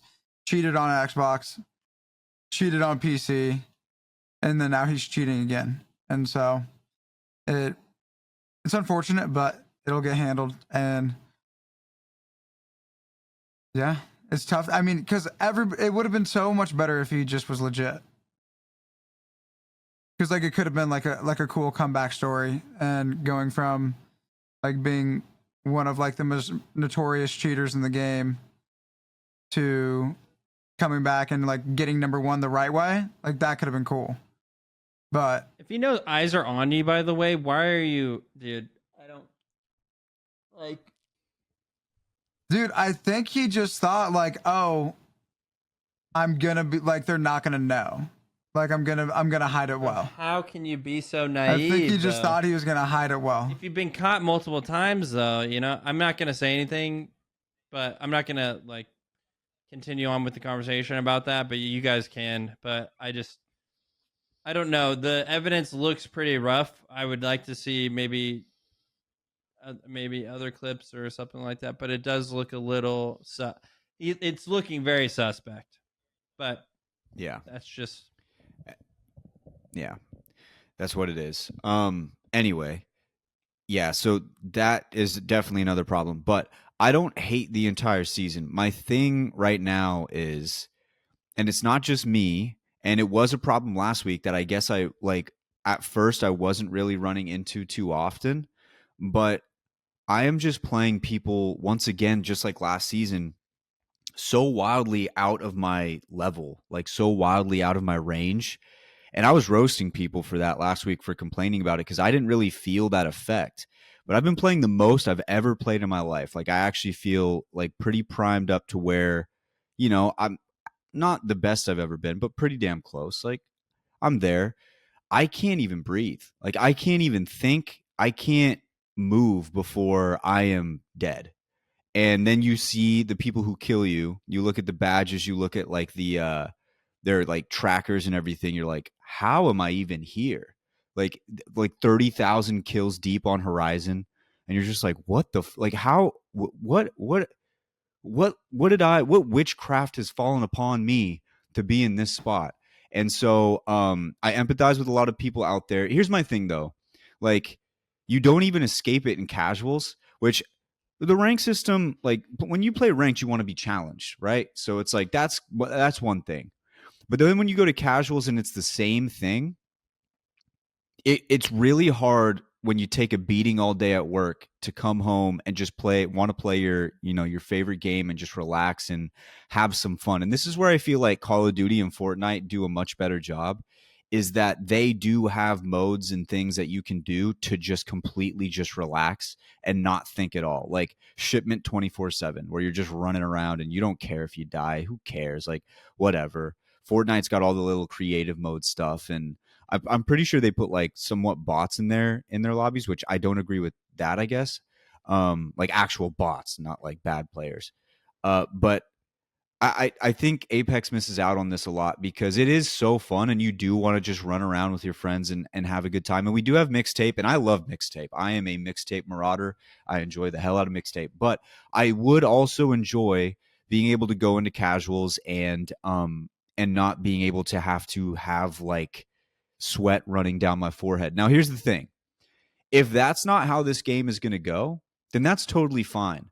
But at the very least, if you're going to make the casual experience just as hard or close to just as hard as the ranked experience, at least make it Apex Elite again. That would be actually fun. If you're going to leave it this way and make it to where it's like, okay, you actually have to play at both tiers here. whether it's ranked or whether it's casuals. I would be much more willing to go through that pain and grind my ass off in casuals if I knew that there was like an Apex elite badge that I was like going for or something like that, or I had a goal to reach in that. The thing that sucks about casuals right now is it feels like you're getting a whole lot of pain for a whole lot of nothing in return. And that's the part that sucks. Like you can't really enjoy it with the guys and hang out and chill and talk about your day and talk about life or whatever, because you've got people up your ass at all times with, you know, the pred trails and the crazy trackers and shit. You can't even think before you're dead. And they also made a change of I think 2 seasons ago where they said if you have a full pre-made squad, you are going to face tougher competition based on the MMR, which I think in theory was probably a good idea for the solo queuer. But as far as the people who play together all the time, they take a massive hit in that. And so I don't know how you really adjust it. I really just feel like the MMR needs a little bit of adjusting. But like I said, if you don't want to adjust that, if you want to say, hey, when you pull up to play this game, you're on 10 the entire time, like you're going, I can be okay with that if casuals goes back to Apex Elite. I would be totally cool with that. I'm willing to compromise in that way. I'm not so upset to where I would say, fuck this forever, although I did say that. But I wouldn't, like, if I'm in my right frame of mind and I'm not just angry in the moment, I would say I would be cool with that. That would be okay with me. But right now, dude, it is extremely hard to just kind of chill and hang out. And it makes no sense to me because I mean, you guys could probably attest to the fact that recently it seems like most of the changes they have made have been for the casual community. But this one is like, it's like they can't really pick a side. It's like we wanted to go more for the casuals. They are the bigger player base, but also they get, you know, the worst like time when they're in the game because they're playing people who are just massively outside of their MMR. And maybe it's because of how bad the rank system was last season, where MMRs are just kind of scattered all over the place. Maybe people who were really good and just didn't want to participate in the rank system are like lower ranks and it has to like level itself out. If I feel by the end of the season it's leveled itself out, I will go hand up, right hand up, my bad. Like it just needed to level itself out. But right now, it is very hard, and it's not just me, it's a lot of people. I get a lot of tweets, I get a lot of people in the cord saying stuff like, yeah dude, I feel your pain.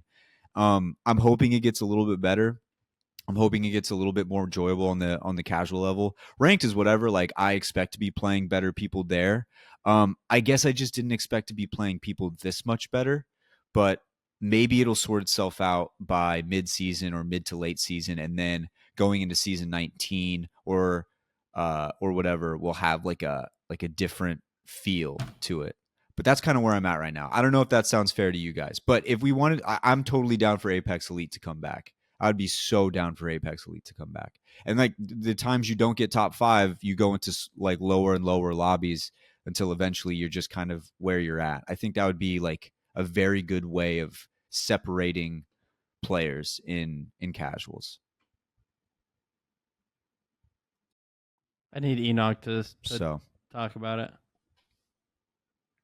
Ranked? Or what, like why it's experiencing? I feel like the matchmaking has been better than it was last season. In terms of, I think like the overall quality of my lobbies are substantially higher, and there's less people that are just getting there through ratting. So I would say like the overall system is better. From the standpoint of it being like you sweat and sweat, I think everybody's been saying a little bit of a criticism of pubs is that it is so tightly based on the MMR. And so you do have to be sweating. But at the same time, like that is in place. I mean, I guess like you're probably just at the point where you're really just like stuck in that point where you're like, you're too good to be considered bad, but like too bad to be considered like sturdy. yeah. And so you're just in that pocket where you just gotta be, because like you're too good to just be like a guy who hops on and plays like an hour once a week, right? Yeah. And so like you're being like I feel like the way the MMR system is working is like you're just at like the bottom of like the pool that you're in, and that if you were worse, that you would end up being like one of the best players. And because like there are lobbies out there that that are being saved from you. Like there are Yeah, I thought lobbies about that out too. there for Apex where you would walk into a lobby and you would be the alpha in that lobby and just roll everybody. And so you're just in your player progression and you're just at the point where you're too good to be that guy. Yeah, like I said, I think if it separates itself by like mid-season, I think that's kind of where we're at. I think a lot of people were discouraged about last season's ranked, and it's to the point where really good players are right now like in silver and gold because they just didn't put the time in last season. And now they're starting to do it again. And especially when you get a full pre-made team of those guys, man, they are on your ass. I mean, you guys probably know better than me when you're playing some of these top guys, like how quickly things can turn for you. So yeah, I would agree with that. And yeah, I've been extremely whiny on Twitter, but I do think that if it sorts itself out mid to late season, I have no problem being like, okay, it like the MMR was doing what it was supposed to be doing. It just took a little bit longer because of the new players or older players coming back to the newer system. But I would like to reiterate again, I don't have a problem with the rank system. Everything I said about the rank system last week, I still believe. I still think it's like a really good system for where we're at. I don't know how you can get any better than this. There's probably a few changes here and there that you can make. I love the late games. I love having like competitive late games. I've seen a lot of casuals complain about the late games and it being like too sweaty, but I kind of just enjoy that just because, you know, I watch ALGS all the time and I feel like I've got like that's the closest I'm going to get. So I enjoy it, but I definitely see where some people are coming from. That was just my little rant, my little thing. If you feel it, try to bear with it with me. We'll make it through together, and hopefully mid to late season there will be some change. Not maybe not even changes, just people getting to where they're actually supposed to be, and then some of the other masters players who probably ratted their way there will drop back down, and we can take care of business there. But okay, all right, ladies and gents, let's throw down to the heart to heart and send you guys on the rest of your week. Let's get it.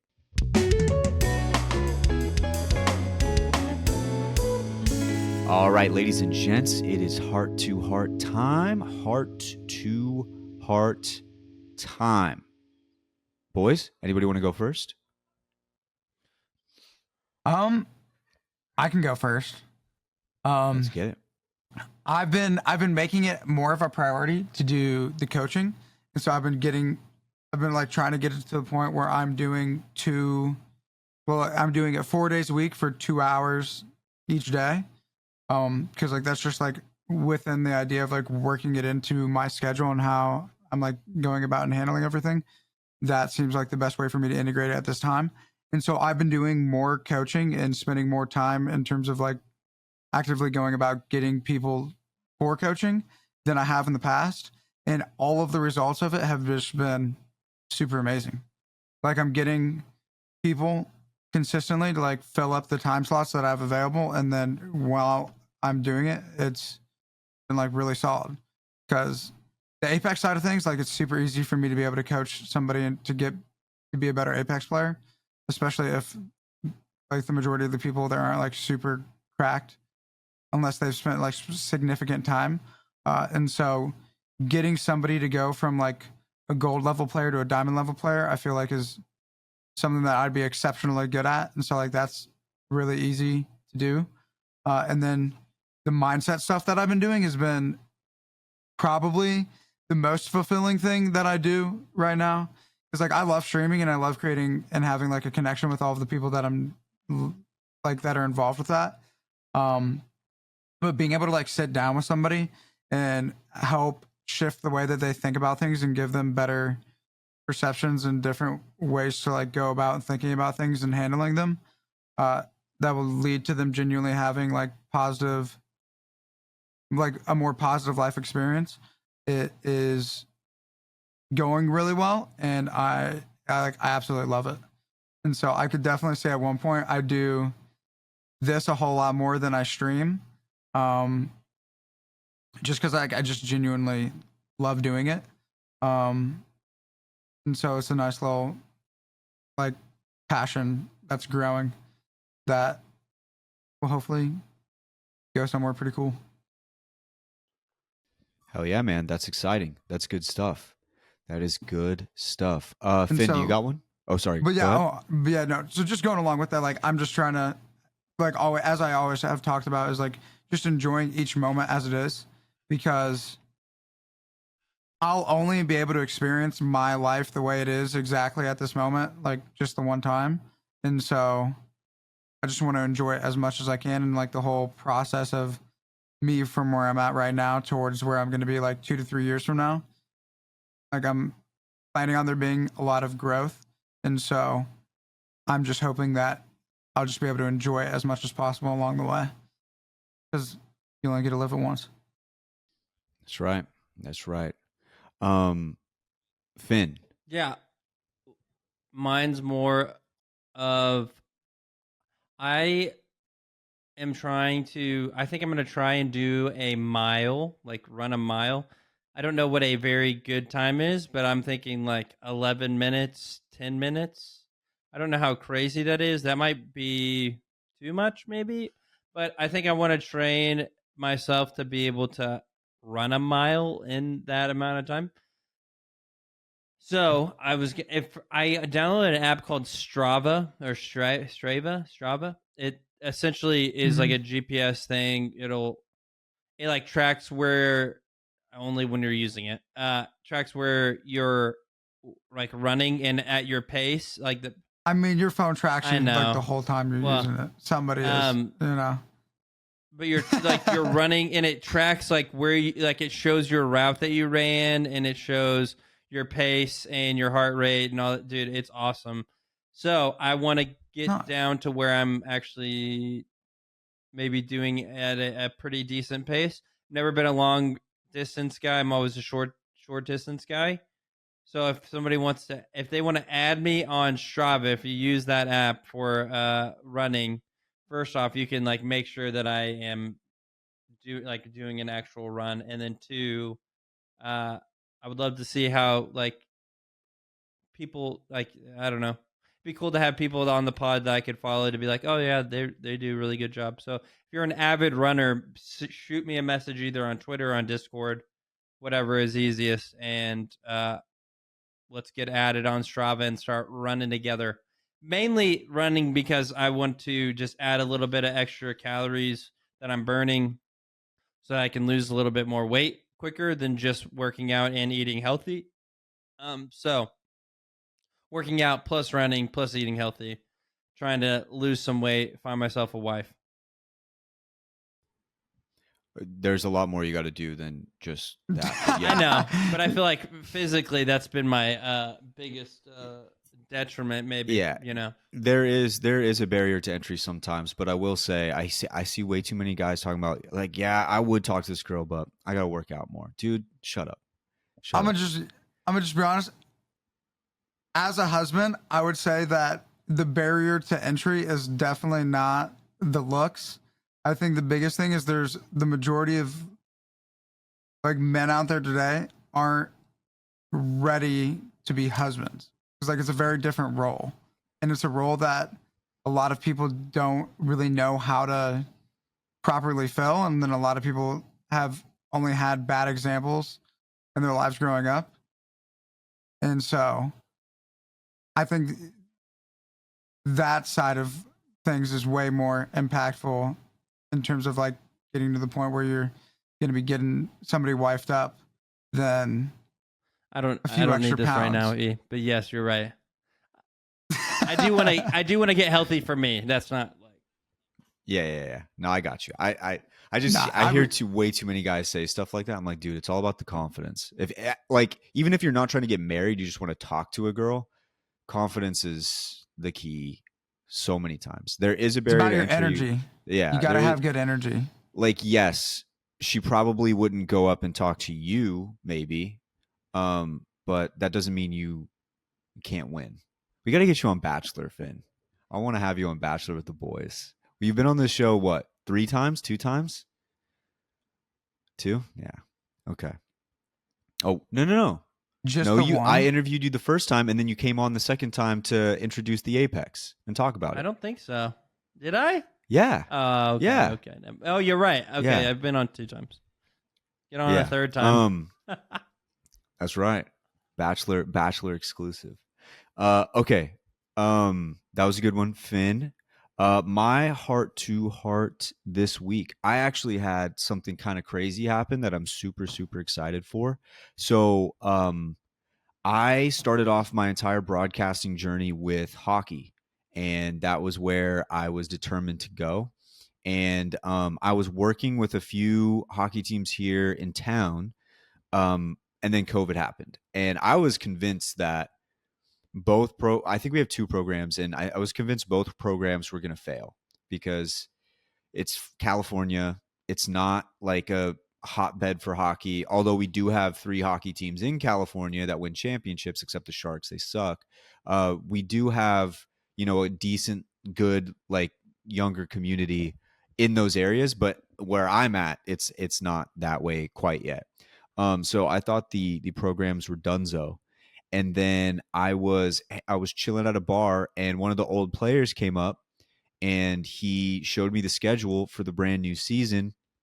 I was like, "You guys are still going?" And he's like, "Yeah, we need a broadcaster too. I pitched your name."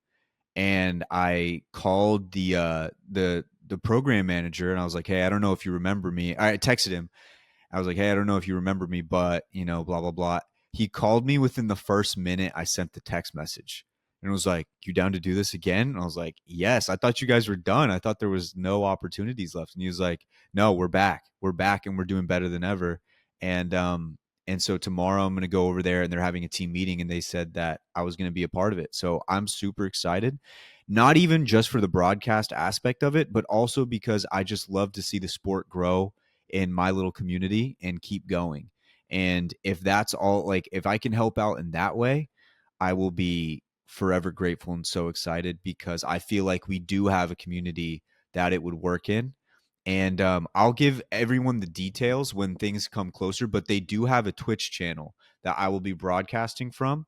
I want to work out all the kinks on maybe the first few games of the season, and then I'll toss it out there. If anybody watches hockey or wants to just tune in, if you're bored one night and there's a game on, I'm pretty sure it's always weekends, I'll throw it out there.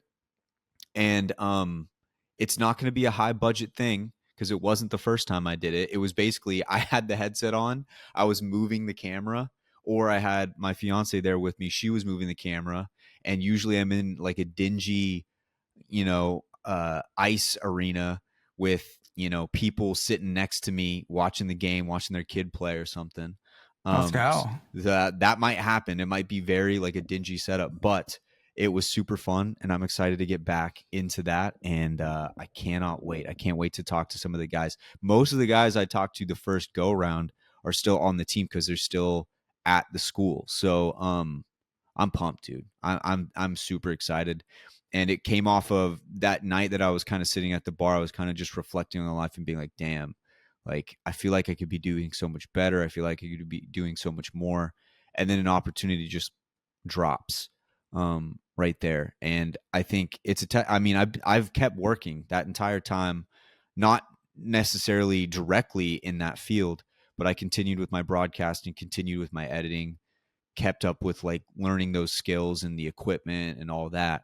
And something came along. So I'm super pumped. So my week was really cool just because of that. And I haven't even gone to the meeting yet, but I'm very excited for that opportunity and to get back into the game. A lot of people have been asking, does this take away from you watching soccer? No. I'm deeper in it than I ever have been. I stayed up till 4 a.m. to watch a game last week for the Premier League. So I'm locked into every sport. I got it. I'm here. I'm ready to go. I'm locked in. But I'm super excited. Can't wait. I'll give all you guys the details when I know for more, like for sure. And if anybody wants to tune in, you totally can. It would help out the program. I know that for sure. College program. So you know how that goes. College sports are, not always the easiest to fund. So any help just watching would be really, really cool. But I'll let you guys know when that comes around. For right now, that's just about it. You guys got anything else before we round this bad boy out? I just want to say that sounds great for you because it feels like that's kind of like I do another podcast and I do it just because kind of like yours with your boys, like just to hang out, and it's more of just like I do it because I love it, and I feel like that's something for you that I'm really happy that you're getting the opportunity to be able to do. Yeah, you do dude. another podcast? What's the pod? Dude, don't worry about it. Grab my banner. Also, Wyatt has another podcast. No. I'm not Oh, talking about you. I'm Fins. talking about Fins. Yeah. Well, it Ben, you have another yeah, podcast? but it's literally just me What and is my it? friend talking about like old high school stuff. Oh, he's trying to leave us. That's what it No, is. that's Damn. it's literally not even it. Oh Says my the guy Dude, who he's has trying to a leave us, I bro. believe what Oh dude my what no God. you have a solo podcast, Wyatt, or something. Oh, Megalodon Yeah, is real? what is that, dude? that got posted in our So, Discord, okay. and I was like, dude, is this actually Wyatt? And I was like, oh my gosh, it Yeah. really is Wyatt, just talking about Dude, random I wanna things. I want to do Megalodon is real again so bad, dude. I want to do it so bad again. It was basically just me talking by myself about conspiracy theories and how I thought Megalodon was still real. That was the first episode, and I didn't know what to name the show. And so I did that. And then I think the second episode, I discussed whether I thought I came up with a scenario in my head at work. I was like, if there was like a Target, like the full department store placed on planet Earth during the time of the dinosaurs, and I was placed there, do I think I could survive the dinosaurs for a full week just living inside the Target, like trying to like survive all the and my thing was I didn't think I could because I didn't know what insects were around back then. I feel like they were much bigger, and I feel like an insect would get me, not a dinosaur, an insect. Dude, I want to do Megalodon is real again so bad, but it was also so stupid. Like it was so dumb. I'm pretty sure the second episode I had too many beers, but yeah, I would love to bring back Megalodon is real. The album artwork for Megalodon is real is also just prime. It's very dumb, very stupid, but it's cool. I'd love to bring that back, but nah, you're leaving us. See, you tried to hide the fact that you're leaving us, bro. I can't believe it. Damn. Dude, it's just Yeah, you're gonna have to link me we to literally your just pod. did. I want Dude, to we check it listen. out. We had just some topics. We had what it's like to go to private school and then a new girl shows up, and then we had an episode on like let me think, like dads as coaches as for like kids, like how we think it's hilarious. Oh. And then we had like a best DCOM Disney Channel original movie like tier list. We had like a top 10 and like honorable mentions, and then we went over like our favorite teachers and why. It's a bunch of random small town stuff, so I wouldn't really worry about it, but I'll link it. If Wait, what was your number one Disney Channel original? we have it. I think we ended up putting like it was most influential. Hold on, I have it on my notes still. Has to be High School It Musical, is. though, I think right? it is. Hold on. I have. Okay. You ready? You want a top 10? Okay. Yeah. Here's the honorable mentions. Man, people are getting the juice of the other pod real quick. Okay. Honorable mentions. Now you see it. Absolute banger with Ali and AJ. It's like a magic one. 13th Year. Do you remember that? 13th No. Year is about a mermaid kid. Like his mom ended up being a mermaid, and he's like on the swim team. He absolutely dominates, but he turns into a mermaid. Smart House. Nice. You remember that? Yeah. That's a Pretty good creepy. one. And then the last honorable mention was Johnny Tsunami, Didn't see another that. legend. So our top 10 goes: number 1, High School Musical; number 2, Eddie's $1 Million Cook-Off; number 3, Brink; number 4, Motocrossed; That one was good. Motocrossed. Yeah, it was a great Yeah. one. I don't think Have you seen any of these besides High School Musical so far? I've seen High School Okay. Musical. And then number 5, Yeah. High School Musical 2; number 6, Even Stevens Movie; Yeah. number 7, Luck of the Irish; number 8, Okay. the Xenon Trilogy; and then Okay. number 9, Double Teamed; and then number 10, Okay. Cadet Kelly. I don't know if you saw any of those. You didn't put any of the Halloween towns No, in there? because those are overrated. What? They're not that good. They're not good. What? Well, none of them are good. They're Disney Channel Dude. movies, but that one was They're not that good. I'm sorry. okay. Let me throw one at you that you may roast me Okay. for. What was the one with the guy from High School Musical? Jump in. That he was jump knew in, it. dude. I kind Isn't of that like. insane Dude, that I knew like that? By Jump the way, In. I'm not kidding. Dude. I'm like a big fan of DCOM's Disney Channel original movies, dude. bro. I kind of like Jump In, dude. I kind of like that movie. Keke Palmer, is the girl in it? Yeah. Yep. So it's Yep. I think it's Corbin Blue. Yep, Corbin Blue with the crazy guy. cool hair. Wait, what about what about Camp Rock, bro? Dude, I was too old for. I never watched it, but to be fair, yeah. Dude, Camp Rock was the Jonas pretty fire. Brothers Camp Rock would not be the Jonas Brothers if it wasn't for Camp Rock. So, dude, the scene still makes me laugh where they're coming around the corner and they're like clapping their hands, Camp Rock, and they're just coming around dude. the corner, dude. It's ridiculous. They're like, damn, we are so hard right now. It's so ridiculous. Oh, dude. Okay, well, that sounds. Go listen. What's the name? It's called Combined Birthday Parties. There we go. Did you guys have the same birthday or what? No, we used to have all of our birthday parties together, even though they were not even nearly close. And so we actually have a picture of us at one of them. How far apart were they? Like he was in March, I was in July. So what the fuck? What? You guys are just like that? yeah, he's been. Yeah. He's Wait, been wait, one of wait. my best friends, man. When would you guys celebrate the birthday? What? It'd be like right in the middle. Around I don't what know. time would you guys celebrate? I don't know, man. It's like in the summer. I know it sounds. But you'd still like the day of. You'd I'm still sure. celebrate I'm sure, something, dude. right? We were kids. I don't really remember it that much, but we sure. have a picture of me and What him are you- together at the mount. So you got two birthday parties? Wait, so yeah, I'm sure. Yeah, basically we got 3 birthday parties because we each got one plus the combined one. But You combined? yeah, but we have a picture of me and him at the movie theaters, and we got cake pops for our birthday. And anyway, it's really silly. We went to go see Spy Kids 3D. Come on. Yeah, Anyway, okay, this has been great. Good episode. it's been great. Now you're making me think about DCOM originals, bro. Okay, ladies and gents, that should just about round it out for this week's episode of the Apex, the podcast. And once again, we brought the juice like we always do. Thank you guys for tuning in. As always, go ahead and check out all of our social medias. We've been posting a ton more short form on YouTube Shorts and on TikTok. So if you don't follow us there, we've been posting a lot of our funnier moments. If you're like an audio listener and you want to see some of the funny moments, what happened in person, like when I famously said that they should make a cowboy hat headset like compatible with the headset, and then Enoch reminded me that they're called earbuds. Yeah, that was a moment that you could see the realization across my face, being like, wow, that was really, really stupid.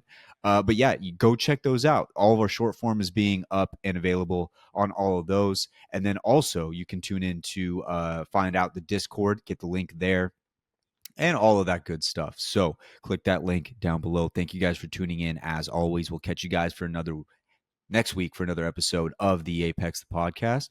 See you.